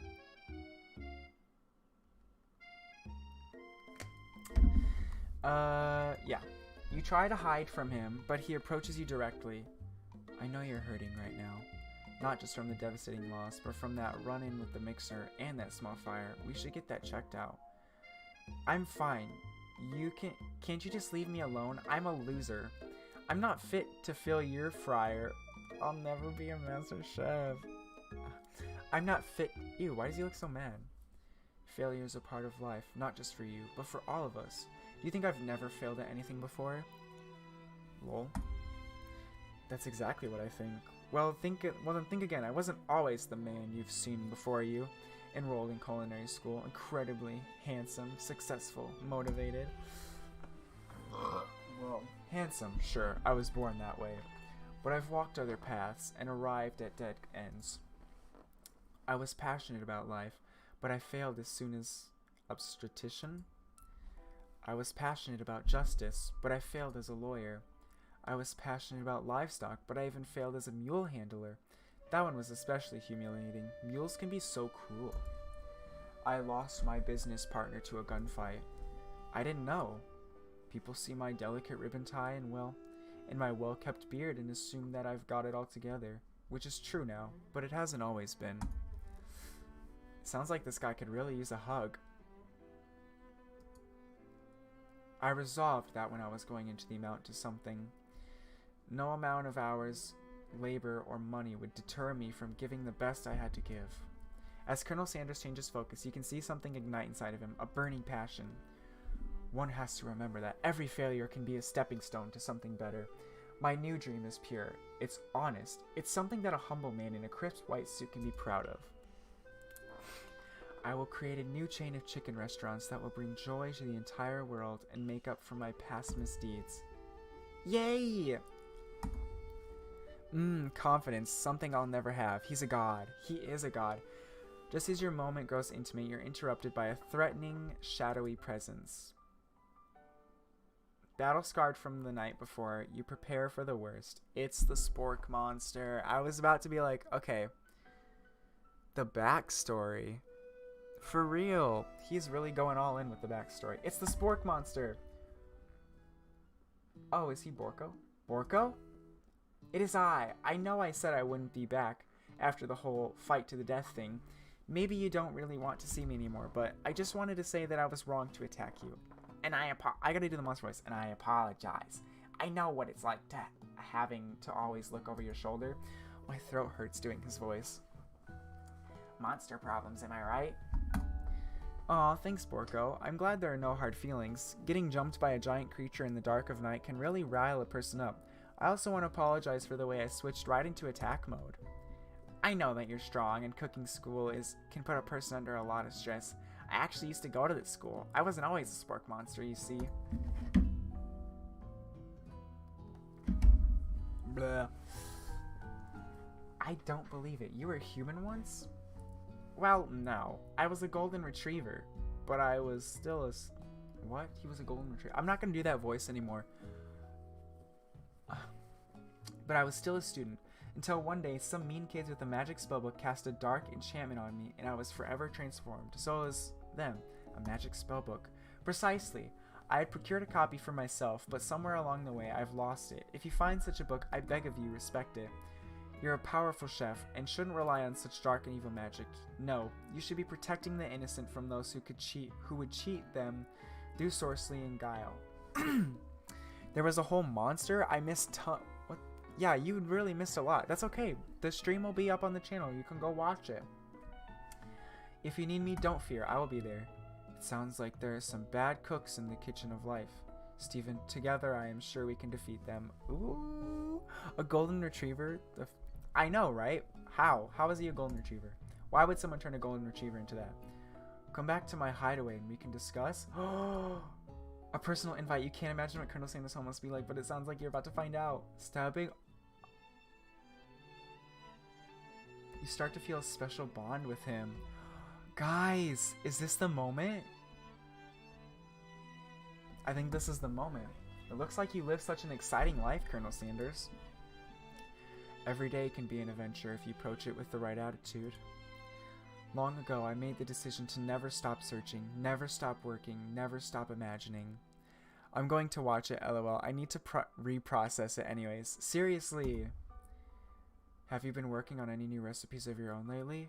I'm always excited to talk about food with another ambitious chef. Well, there is something. It's just a side dish that I've been tinkering with. Trying to find the right balance of flavors and textures. I'm not sure I've nailed it yet, but I'm close. The on the coffee table, yikes. Oh, the urn. I thought it said the urn on the coffee table, yikes. Ooh, yeah, we'll just cover that up. Don't look at it. Colonel Sanders' eyes perk up as he starts to wonder what dish you might be. It's meant to be paired with something spicy or something crispy. Both, perhaps? Oh, so you start up the restaurant together? Now you've got him right where you want him. Should you reveal your new creation to him or keep it a secret just for you? Reveal it. Sorry. You decide that you're ready as you'll ever be to share your original cooking with Colonel Sanders. Before you can talk yourself out of it, you've decided to dive in head first. You reach into your lunch bag for a special dish that you've been keeping in ice all day. I present to you my original coleslaw. The shredded cabbage dish glistens in the light of Colonel Sanders' luxe hideaway. Magnificent! Together you chow down on the creamy slaw until just a spoonful remains in the bowl. Do you mind if I hold on to the last bite? I'd like to have it around so that I can admire its taste later on and think back on this moment. You could offer to make him more, but he seems like a very sentimental kind of guy. Sure, why not? Please make yourself comfortable. I'll be back in just a moment. Come back with your shirt off. Sorry, come back fully clothed. You realize that now would be the perfect time to do some snooping. Around the room are various items that you can look closer at. Each item seems to radiate memories and emotions. Tap on an item to discover more about the Colonel. There's a lot here. Okay, what's this? This must be where he keeps a secret recipe. You think for a moment, what number is important to Colonel Sanders? Then it dawns on you. As soon as you turn the dial 1111, the safe opens. 1111. Can chicken be prepared something style?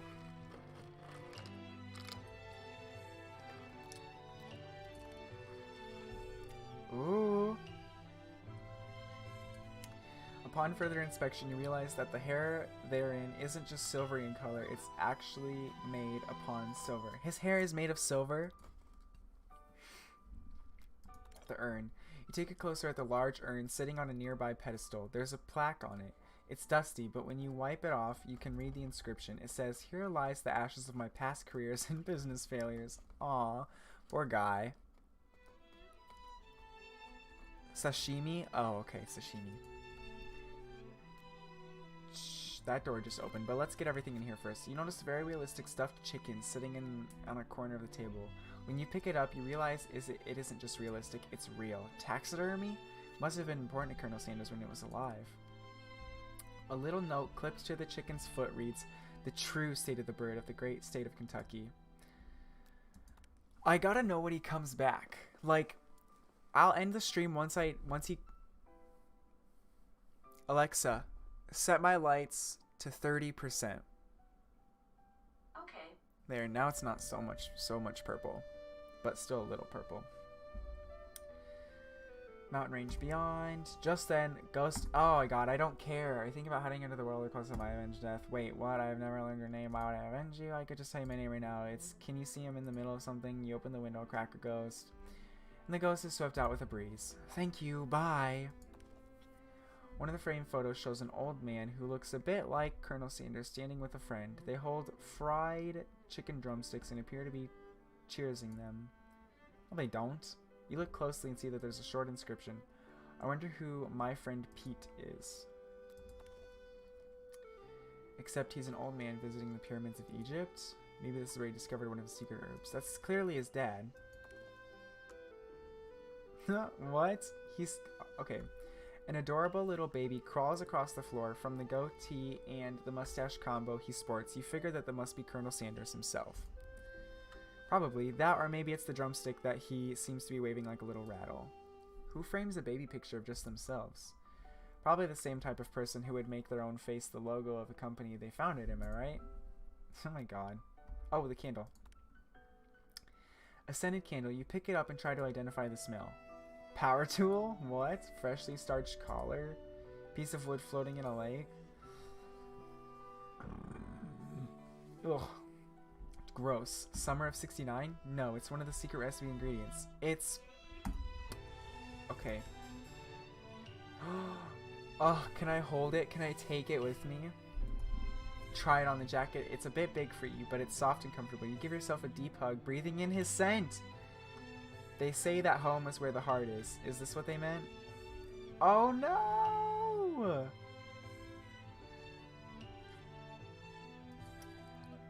I don't usually loan this out, but I must say it does look good on you! Baby has a whole goatee, for real. Oh crap, the jacket! You forgot to take it off. You fess up and tell the truth. You decide that now is your moment and make a big move. Let's just go for it. Whoa, this isn't that kind of game. Not that to blame me for trying, but still. Ah! Come on. The giant baby from TikTok. Uh-huh. I know what that is. Yeah. Oh, I just closed out of the game. Okay. No! Okay, come on. Speed through. Speed. We gotta get all the way back to his house. Oh, come on. I thought, you know... Maybe if we just... How do I keep having to restart the game?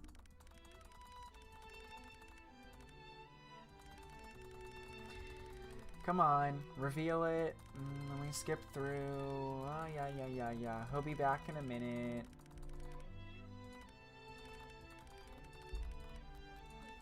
The chicken. Yeah. And then the lake.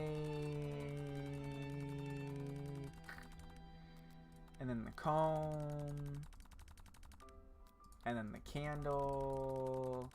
Come on. This is so... I hate myself. Okay, poor guy. Then the picture, yada yada, that doesn't do the right thing. That's his dad. Then him as a baby. Then the secret recipe. Then this.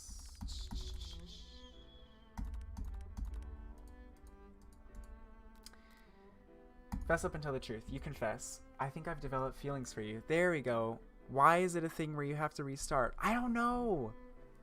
I think I've developed feelings for you. Oh shoot, I just clicked out of the game. I might be developing feelings for you too, but I'm concerned. I can't let anything get in the way of my dreams. Really? Okay, rude. Okay, fine, then we're not friends anymore. Bye.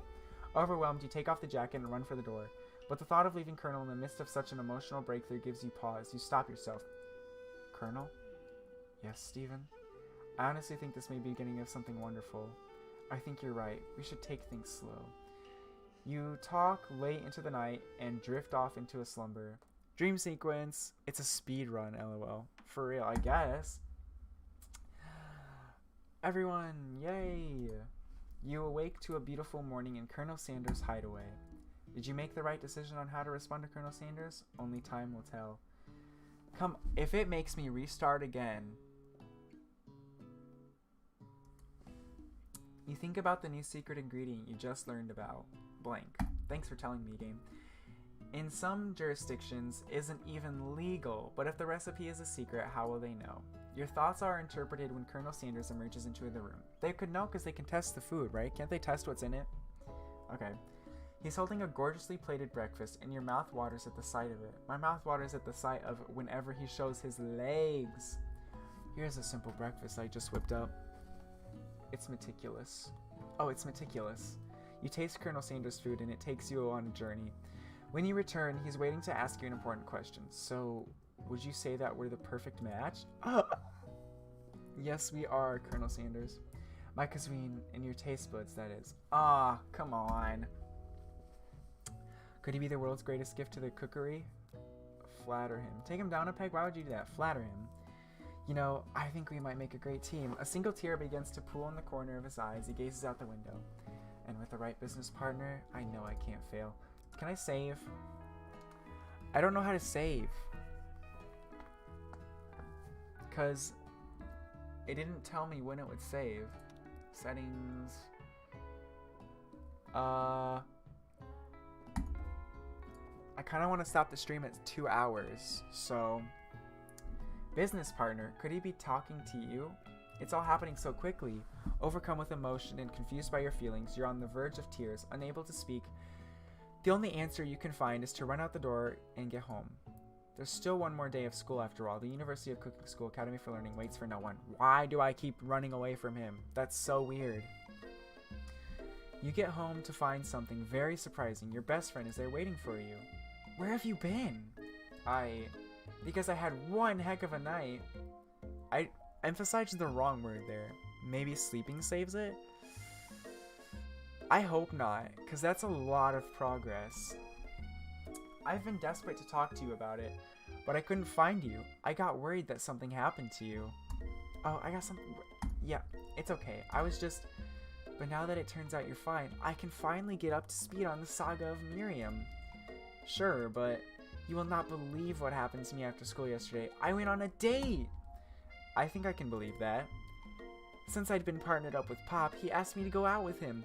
So basically, if I would have set her up with a robot, she would have gone out with a robot and not a human.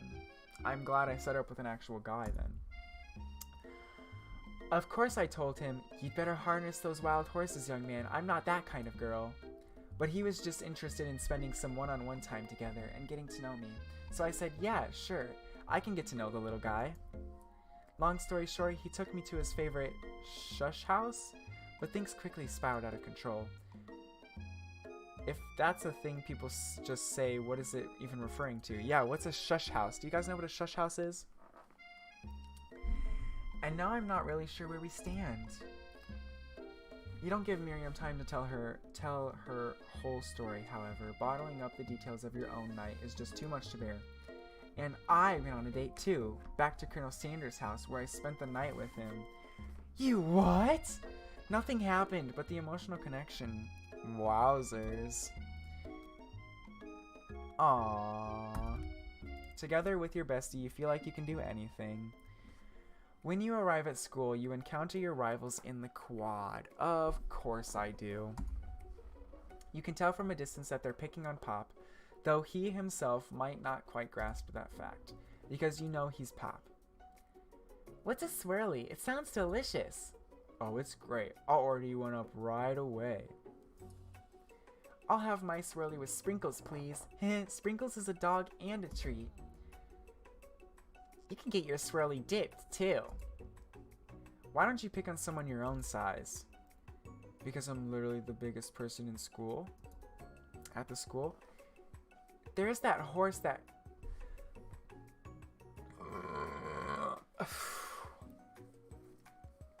There is that horse that Colonel Sanders rides to school, but who would dare pick on such a gentle and beautiful creature? I just realized, look at this! Where's my...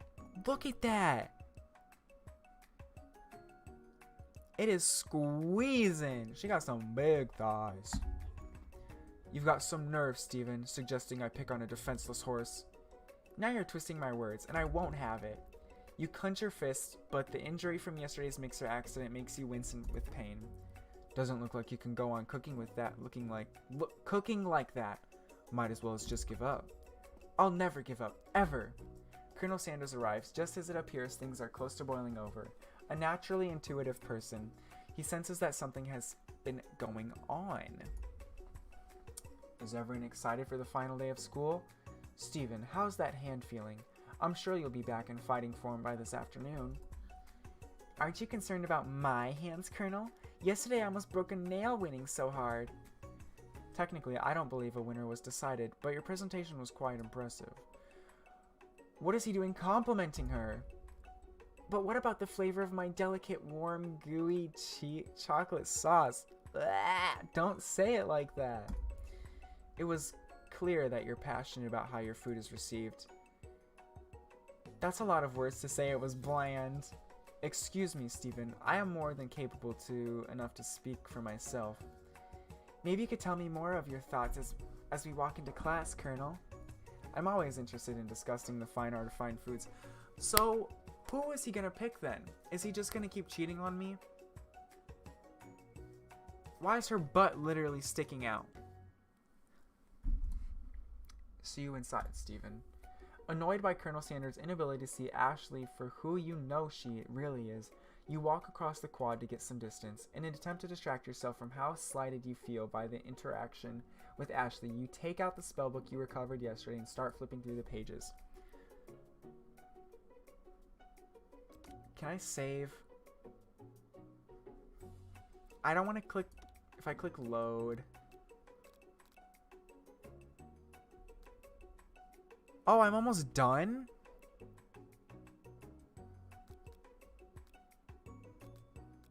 Oh, guys, I'm almost done. Should I just continue? I didn't realize I was so close. Because I'm on this. I didn't even realize this was a thing. Should I just continue? Because if I do another stream of this, it's going to be like 10 minutes. 10, 20 minutes. So I should probably just finish this, right? That would make the most sense. Oh, my boyfriend's texting me. JK, it's just Ethan C. Kelly.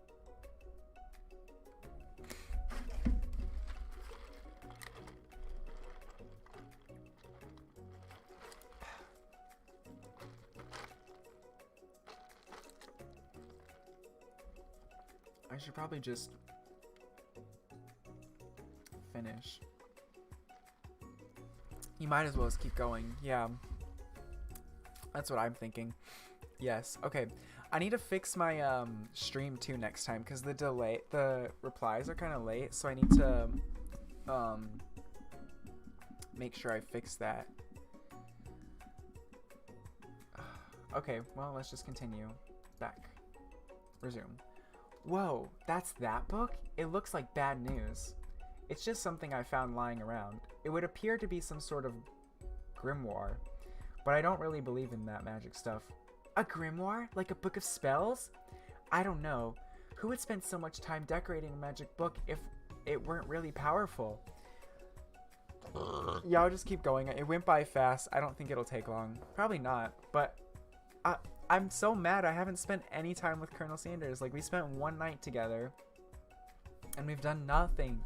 I want to see those, like, more action shots. I can think of some surefire way to find out. You open the page covered with arcane warnings. Cast only in case of extreme emergency, it says around the edges of the page.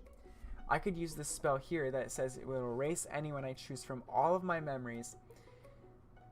If I scrub out Colonel Sanders, it would probably help me focus better on the upcoming final exam. That is way drastic. Couldn't you do something else, like anything else, not rooted in dark magic? Maybe tie a string around your finger? Okay, fine. It is drastic, but desperate times call for desperate measures. You've got a memory erasing spell sitting right in front of you and a pretty good excuse to try it out. Why would I do it? Don't do it. You take your friend's advice and put the book away. It's almost time for class. Sprinkles is already in the room, waiting for the students to arrive. Who is that? Should I know who that is? I just realized you guys can't see it. There's this guy right here. I don't know if anyone knows who that is. Oh, should I move it? No, because then you can't read it. I'll just keep it up there. The only thing that you're missing is the popcorn bucket, and that's just the pause button. He clears his voice to make a quick announcement. I want you all to know I feel something of a dog moment coming on, but I assure you it's nothing to be afraid of. His cute little nose scrunches up and begins to breathe quickly. He must be hungry. We tried some old homework to give him a snack. Dogs can be rather unpredictable, especially Sprinkles. Wait to see what. I'll just wait to see. Sprinkles stops in his tracks. He focuses in on the wind. The room is deadly silent. When you follow his gaze, you see a tiny orange squirrel perched on the cherry tree outside. Sprinkle turns feral and runs to the window of the classroom. He begins barking uncontrollably at the squirrel outside. Oh God. Terrence! I told you never to come back here! Terrence! I will destroy you! Terrence! Sprinkles is barking ferociously, drool flying off of his face. The squirrel looks over, but he doesn't say anything back. You wonder, is that even a talking squirrel? Who named him Terrence? You better not show your chubby cheeks around here ever again! After Sprinkles is satisfied that his presence has been felt by not only Terrence but any other squirrel in hearing distance, he returns to his professional tone. I apologize for the outburst. This actually brings up an important point. Thank you, Stephen, for reminding me to duel this indispensable bit of wisdom. You see, but before he can go any further, Miriam's love drama spills over into the class.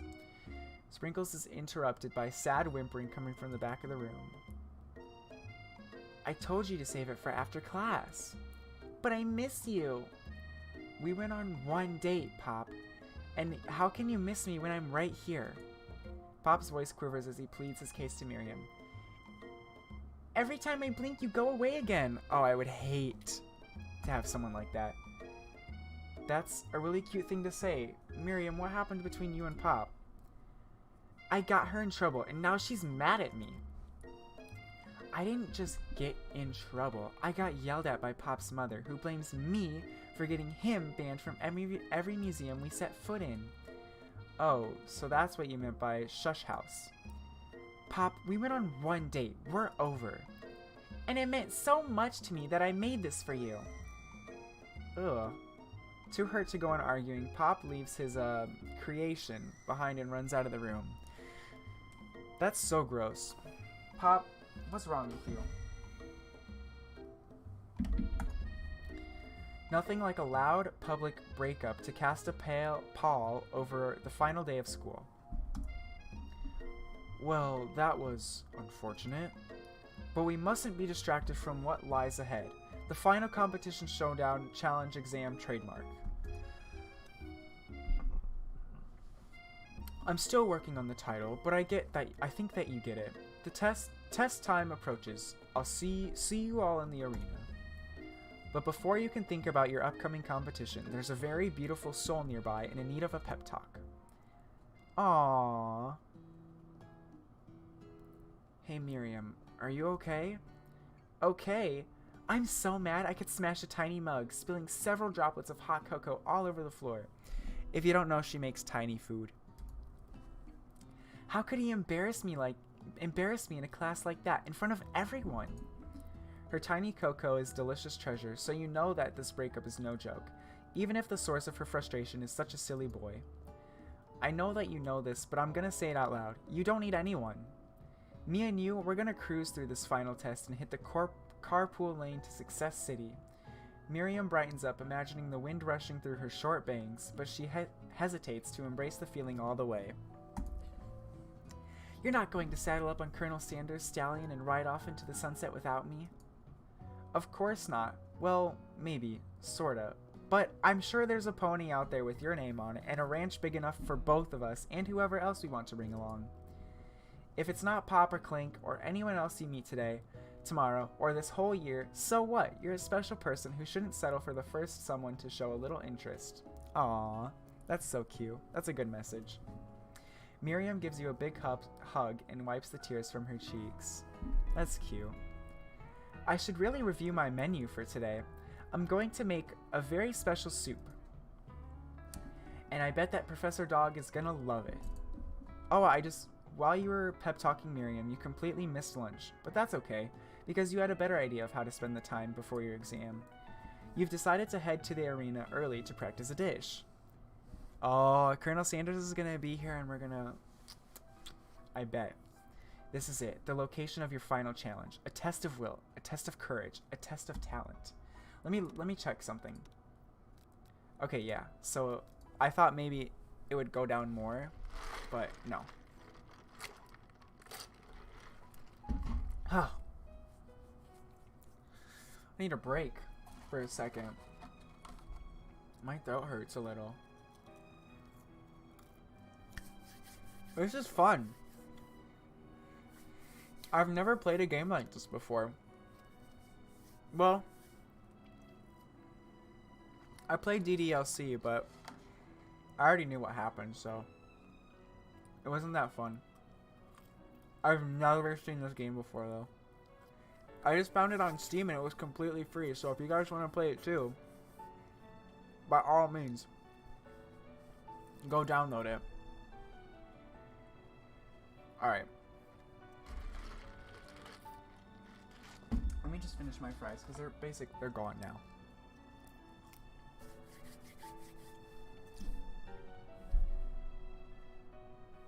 My camera unfocused. Alright. And a chance to beat the pants off Van Van, the supposed Man-Man, and his eviler counterpart, Ashley. What's a DDLC? Doki Doki Literature Club. It's supposed to be a dating sim, but it turns into a horror game. As planned, you begin to run through a quick test of a recipe you've been working on, Steven's famous chicken pot pie. After practicing for months, making this dish comes second nature to you, and you're able to quickly get a fresh pot pie in the oven. But as soon as you do... Doki Doki Literature Club. Exactly, Emily. Oh, yeah. It's fun. I knew he would come in. Your cram session is interrupted by Colonel Sanders. Steven, what are you doing here? There's still time before the final exam. Oh, just taking it all in.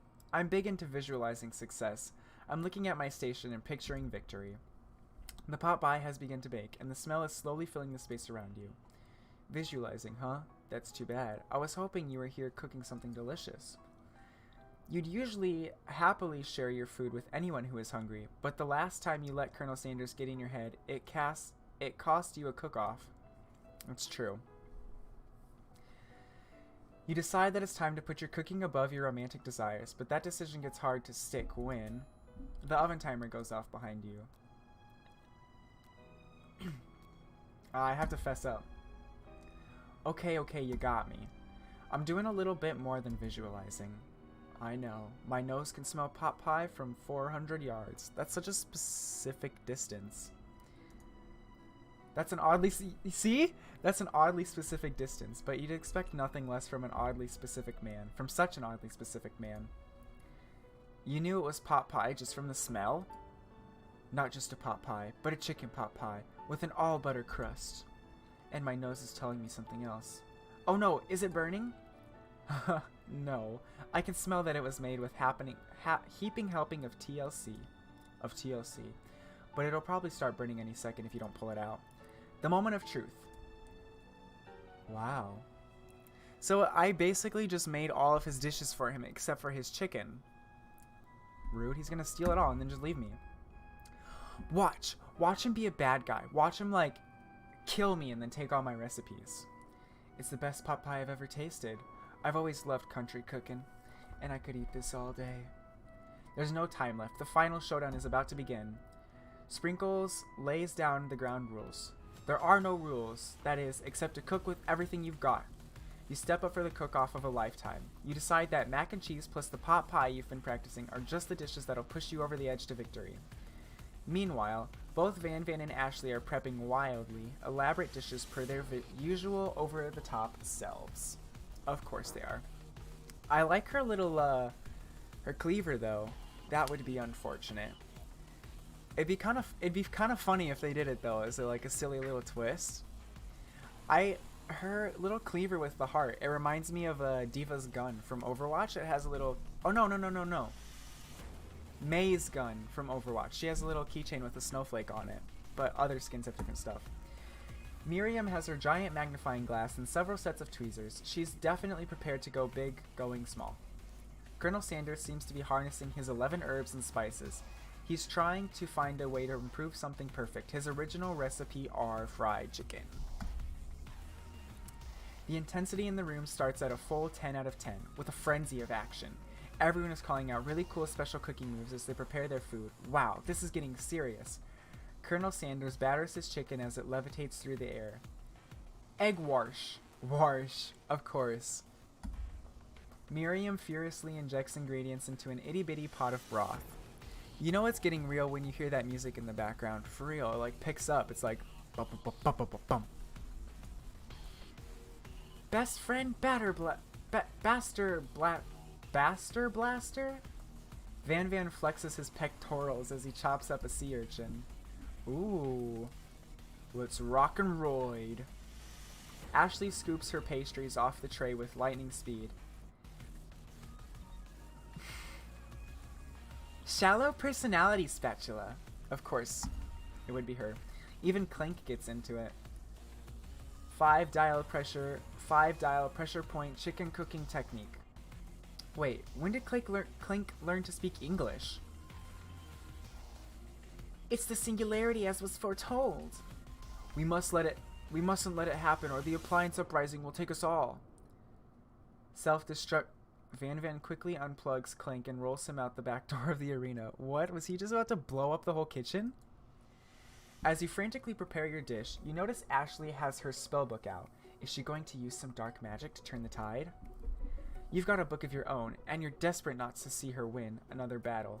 Should you take this opportunity to fight magic with magic, even it's almost certainly evil magic? No, we're gonna do it the hard way. We're gonna put in the work.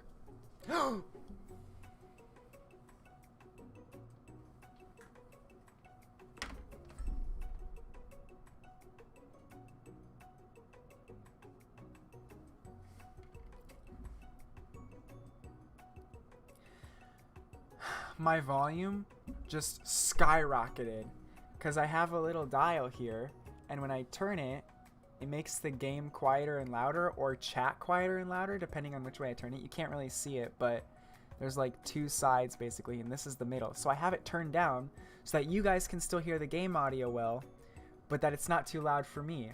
And it was sitting on the floor, and my foot touched it and turned it all the way up, and so it was really loud, and I got scared. Who needs magic when you've got passion? I'm going to do it the hard way. Colonel Sanders sees that you've chosen to win your own terms, and he gives you a subtle wink from across the room. I believe in you, Stephen. Ooh. Miriam notices too. And I've always believed in you, Stephen, since we were little kids, because I'm your best friend forever. You turn to notice that Miriam is at your station cheering for you. Miriam, what about your dish? If you're here cheering, who's cooking? Tiny food, short cook time. I'm actually already done, so I thought I'd help you. Oh, yes! Oh, that's sweet, but Miriam tosses a handful of spices directly into boiling noodles. It's the secret ingredient. However, she doesn't know that you lied. Oh, no.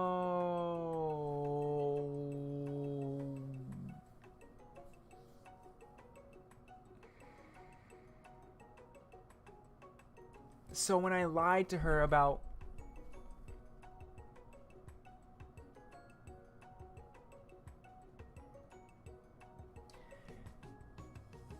Am I going to have to start the whole game over again?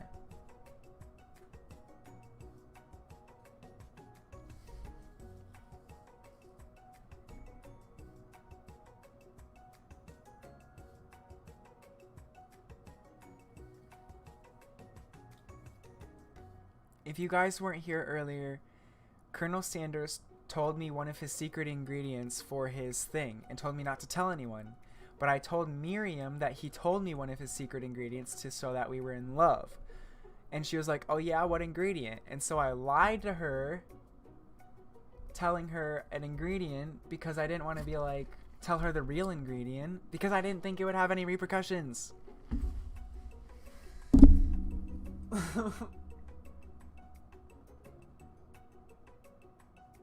I don't want to continue because I feel like it's gonna ruin the whole game now. Okay, well, let's just see. The boiling pot explodes, sending Miriam flying backwards. The watery noodles begin to swirl in the air, bubbling up into a dark cloud that thickens and congeals before your very eyes. Steve, the spork monster. Steve, wait, what happened to Borko? You're not here to battle me, are you? We spork monsters are many. I think Borko had the day off, but you have conjured Steve, and I hate to battle, so I'd say you're doing pretty alright. Oh hey, you're in the middle of a cooking competition? I love this stuff. It's better than TV. You crazy kids and your culinary skills really impressing me. Mind if I hang out? I'm sorry, Steve, but I'm kind of in the middle of something. Do you mind? Karma got its kiss. I guess. Karma's a B word. Steve the Spork Monster notices that you've got the grimoire stashed beneath your cooking station. I see what you're up to. Crisscross some magical items and accidentally summon me, huh? Haha, yeah, you guessed it, sorta. If you're here, would you mind tossing me some fresh noodles in a pot of salted water? I'd love to. I've always wanted to be a top chef. Actually, you know, when I was just a little spork pup back in the old country, you can feel Spork Monster winding up to tell a very long and involved story. You don't know exactly where they came from, but it seems like it was probably lonely there. Actually, you know what? Maybe you should just watch from the stands. I really need to focus on the competition.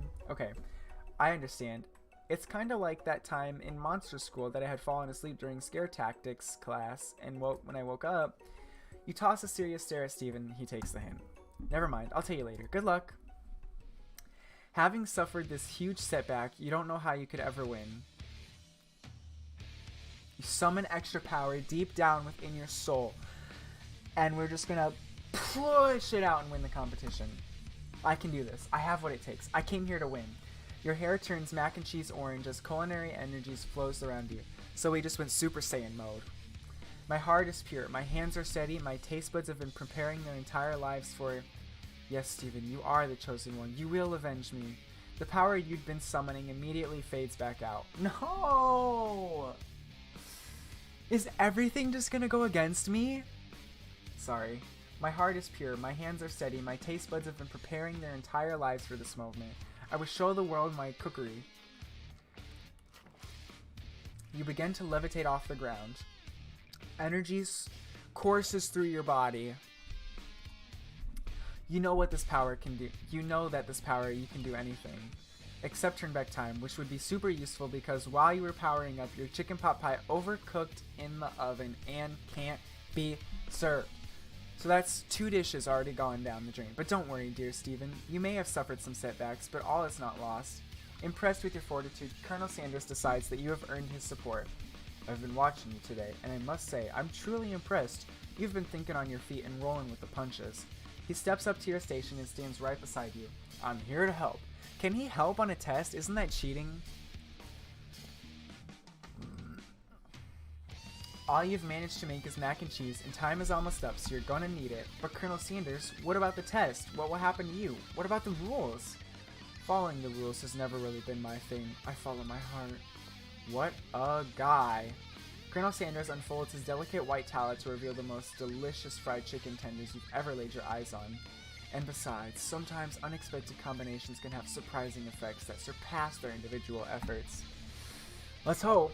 Are you suggesting if we combine forces we can form the perfect food union? Time's up, students. With time expired, oh, now the music's back to normal. With time expired, it's the moment everyone has been waiting for. You must now prepare to present your dishes. A handful of students stand tall, but the class seems incomplete. It seems we're missing some students. Pop? Clink? From off-screen, you hear a pure and innocent giggle that can only come from one student. Hee, I'm flying. It sounds like someone's coming from that broom closet over there. Miriam, would you mind? Inside of the closet, you see Pop hanging on a broom hook by the elastic of his pants. Pop, get down from there right now. Let me guess, did Van have something to do with this? When someone asks for a wedgie, who am I to refuse? Okay, he's a jerk. I thought a wedgie was a salad. Why? It looks like Pop is eliminated from the challenge, seeing how he didn't cook anything. I can't feel my legs. May I be excused? Sure. You kids and your pranks. I must say, it's not the worst prank in UCSALA history. But it's not exactly yearbook material. Wait a second. Pranks. Pranks. Clink! Where did that pressure cooker roll off to? You wait to hear a signature whir, beep, or other onomatopoeia, but there's none. Somehow, he must have gotten unplugged. I guess we'll have to figure that out later. That leaves only 4 remaining students. Please collect your final projects. Yes, it has been a long semester. Wow, 3 whole days long. But after days of hard work, the time has come for me to eat. Like a wedge of lettuce. Oh, I guess that makes sense. Miriam, please step forward. Now describe your dish. I've made tender udon noodles in a savory soup.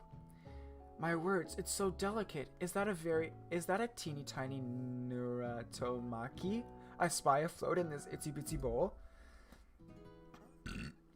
Yes, chef. Please, call me Sprinkles. Chef is my father's name.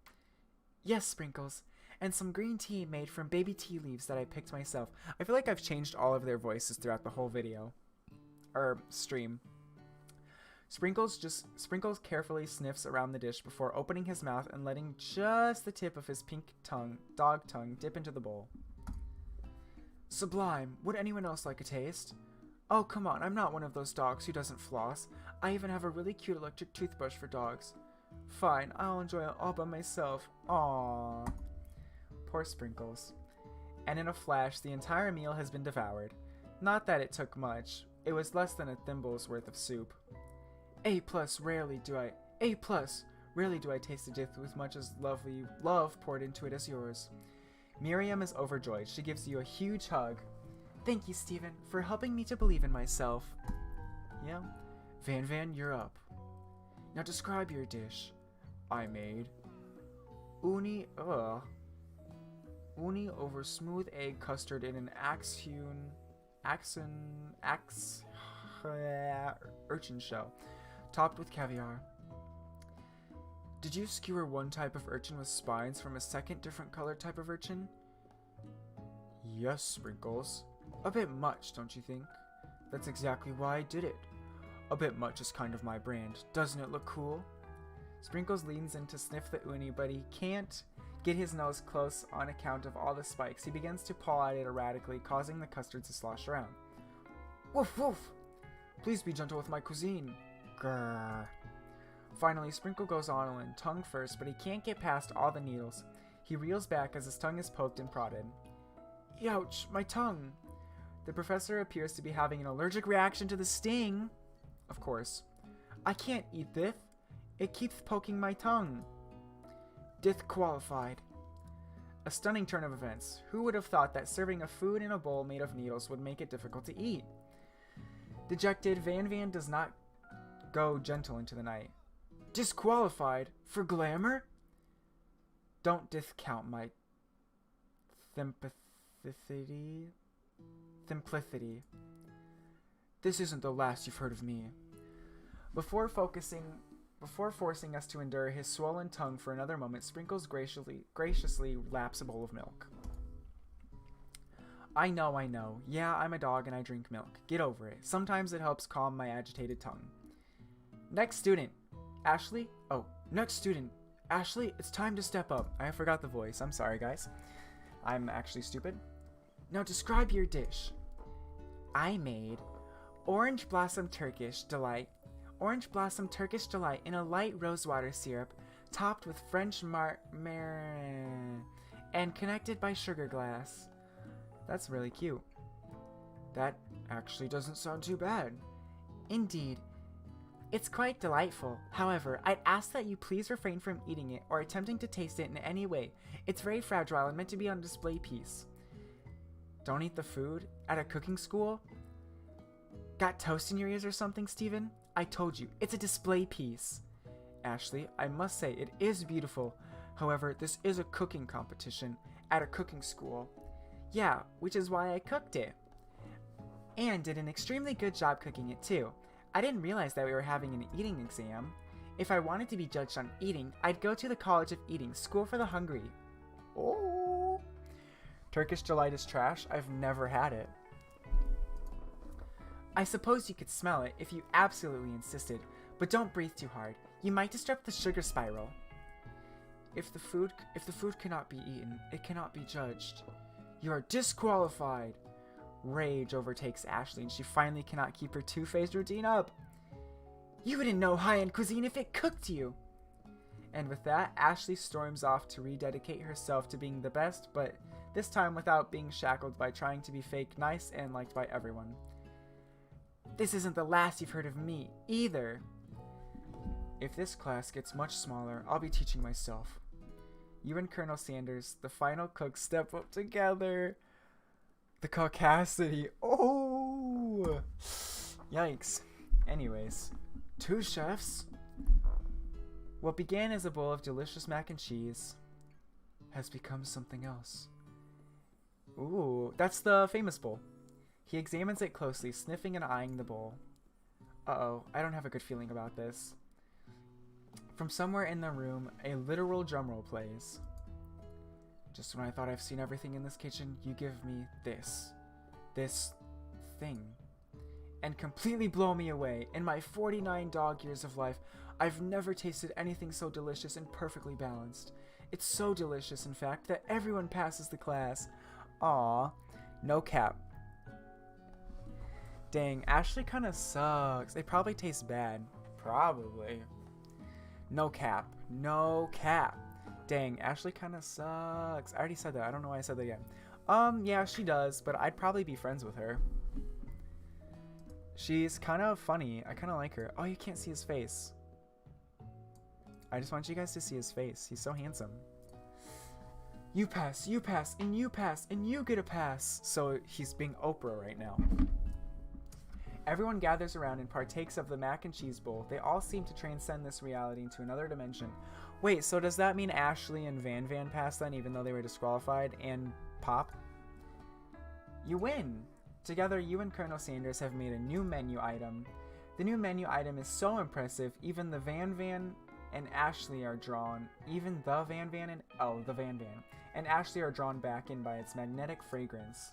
When they gaze upon your mac and cheese bowl, they admit that you are indeed an excellent chef. See, guys, come on, they weren't that bad.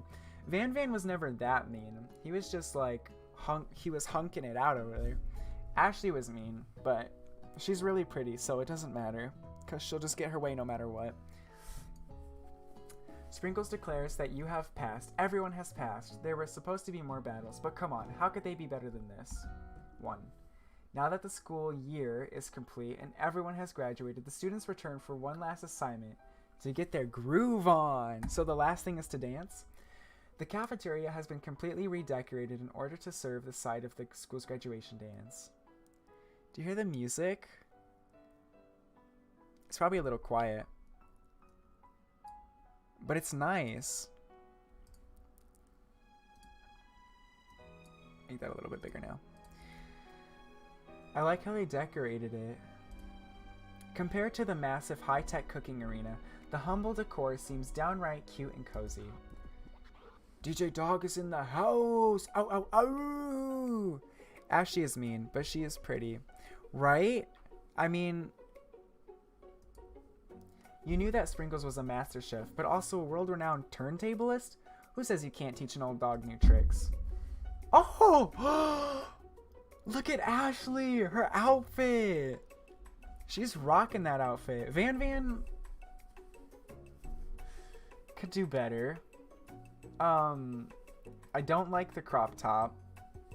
I would never wear a crop top. I would look so bad in a crop top. I prefer regular tank tops. He should have... Maybe he's just too big. And if the shorts are that tight, shouldn't we be seeing something a little more? Come on. If guys in sweatpants, you can see it, then shouldn't in literally shorter shorts than hers, you should see it? I mean, I'm just saying. Tell everyone that they've committed themselves to righting the wrongs they did while they were the villains. See, they're good people now, guys. Come on. For a moment, you actually believe them. Not another haunting. No ghosts allowed at graduation. It's clearly written in the school's bylaws.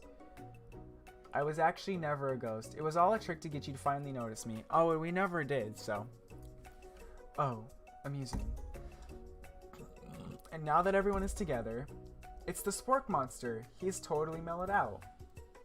Everyone, the Spork Monster is no more. From here out, I'd prefer that everyone refer to me by my new name, Party Monster. Also, the shorts. Oh my lord. We need more men in crop tops. Not me. I will not wear a crop top. Sorry. I will wear tank tops, but not crop tops. Honestly, kind of agree. Party Monster. Student tries to finish. We don't even know his name. It's just Student. Student tries to finish what he had to say, but everyone is too wrapped up talking to Spork. Sorry. Party Monster. Dejected, Student walks off. Bye. Oh, Miriam! Oh, that's so cute. She looks like a Pokemon trainer. That's such a cute outfit. Oh, she's so cute. Maybe things didn't work out for Miriam romantically, but she found the love in her cooking, and you know she's gonna do great. She is. I wonder if she's supposed to represent another fast food chain. A red carpet rolls out across the floor of the ballroom. It's like a Hollywood movie premiere. Who could command such an entrance? We already know it's going to be Colonel Sanders. Oh. Never mind. It's Pop. He's arrived late to the dance, but apparently for a good reason. Walking the carpet, you see perched atop his dirty chef's hat. A crown? Welcome back, Pop. I know you weren't able to complete the final exam and accept your diploma. So we had it mailed directly to your father. We figured it was the least we could do for the school's dean. Oh, now I get it. And we get a new wing on the school, not to mention the honor of educating the son of the chancellor of such and such. Oh, such and such. Crop tops, tank tops. I'm sorry, I just don't look good in crop tops. I've never tried it, but I don't have anything going for me. Miriam. Oh, Miriam, will you be my lady king? So queen? What an incredible turn of events, an offer to join the royal family. It's like a dream come true. You'll get to be a princess, or maybe a queen? I'm not sure if he even knows, but either way, crowns and gowns, baby. I'm sorry, Pop, but I'm not interested, not now at least. I've got so much to do with my life. A twist on a twist. Good for her for not falling for the money. So many more 3-day universities to attend. So many tiny foods to meticulously sculpt and then watch get accidentally blown away by a single sneeze. Okie dokie. The music at the dance is interrupted by the sound of sparking and electrical hissing. It's Clank, who has arrived late to the dance. Now that I have graduated, I can reveal my truth. Whoa, he's still doing the talking thing. I am Clank, and I am not of this earth. I am actually from a faraway planet in another dimension. What is this game? What did this just turn into? It's just random. What? What? What did it say?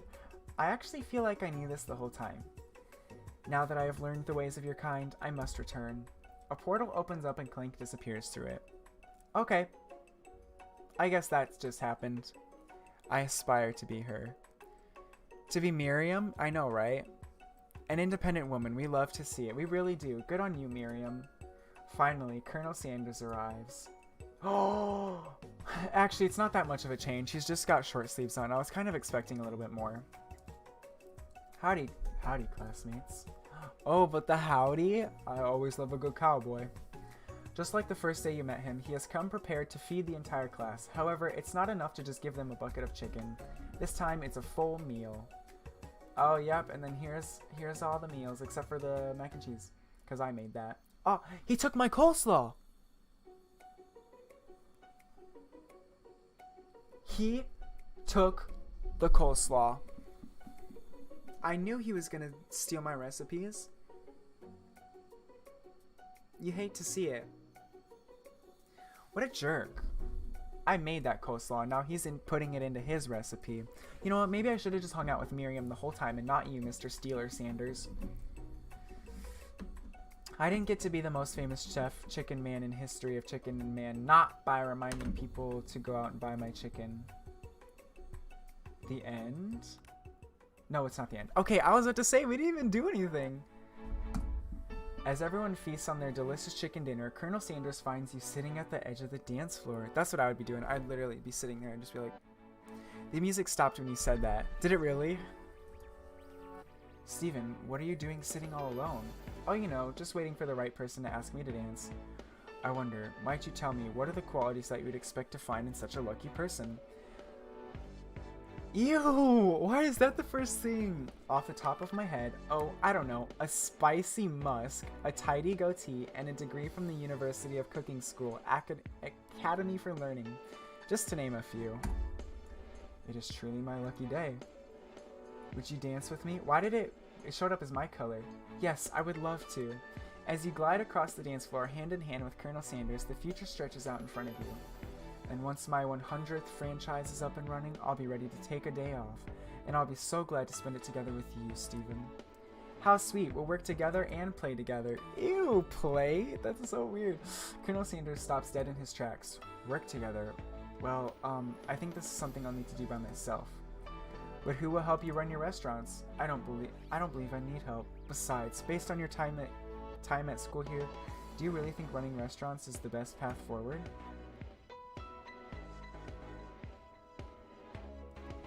Wow, so he doesn't even like me. How rude. He's so mean.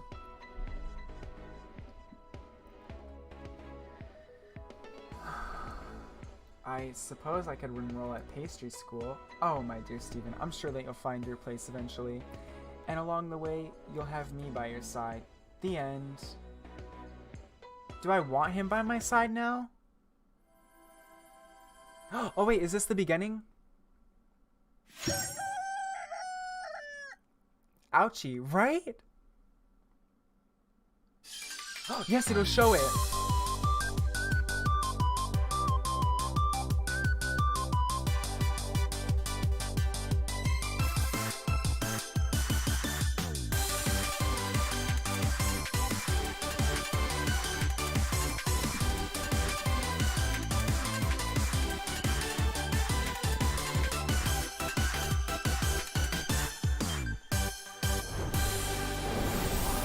It's like the opening of an anime. It's so crazy. It's so funny. That was good. That was fun. That was a good game. Goes to pastry school and meets the Pillsbury Doughboy. Probably. For real. That's so mad. Okay. Yes. So I'm assuming that there's multiple endings to the game. Like, one where you don't fall in love with him completely. One where you're... The one that I got that was like half in love and half not in love, and then one where he respects you as a chef and wants to be with you. Well, that was still rude. Why would he say that to me and like fall for me? That's so mean. How could someone ever be so mean? And I thought you were an attractive young man, Colonel Sanders. Clearly, you are super mean to the people that you fall in love with. Anyways, I think I'm going to end the stream here. Thank you all who showed up and commented and watched me play this. This was very interesting. I don't know what else to say. It was fun. It was really fun. I really liked playing it, but it's so weird at the same time. All the stuff that happened, like why was the robot from a different planet? And all this other stuff. He's a boomer. Well, now he's a boomer, but in this time sense, he's not a boomer. Alright. I'm thinking about buying Resident Evil 3. That's the one that came out? Yeah. Resident Evil 3 and streaming that for you guys. It was an emotional roller coaster. It really was. And playing that, if you guys would be interested in seeing that, I would probably stream it in like hour-long streams, or maybe record it if that even interests you guys. But I have more videos coming. My friend Dylan, I don't know if he's still in the stream, but he's got the little wrench by his name, Demon. He's helping me edit my videos, so, and he's in some of my videos, so we're gonna start, you know, trying to get some more videos out for you guys, and keep this train roller coaster going. But yes, do it. Okay, I will. Once I get money. I won't get money until Monday. So it won't be until like Tuesday when I play it, probably. Alright. Okay, I'm ending the stream now for real. Bye, guys. I will catch you on the flip side. I don't know when I'm going to stream again because I don't know what I would stream, but I will definitely be uploading. I will upload a video tomorrow.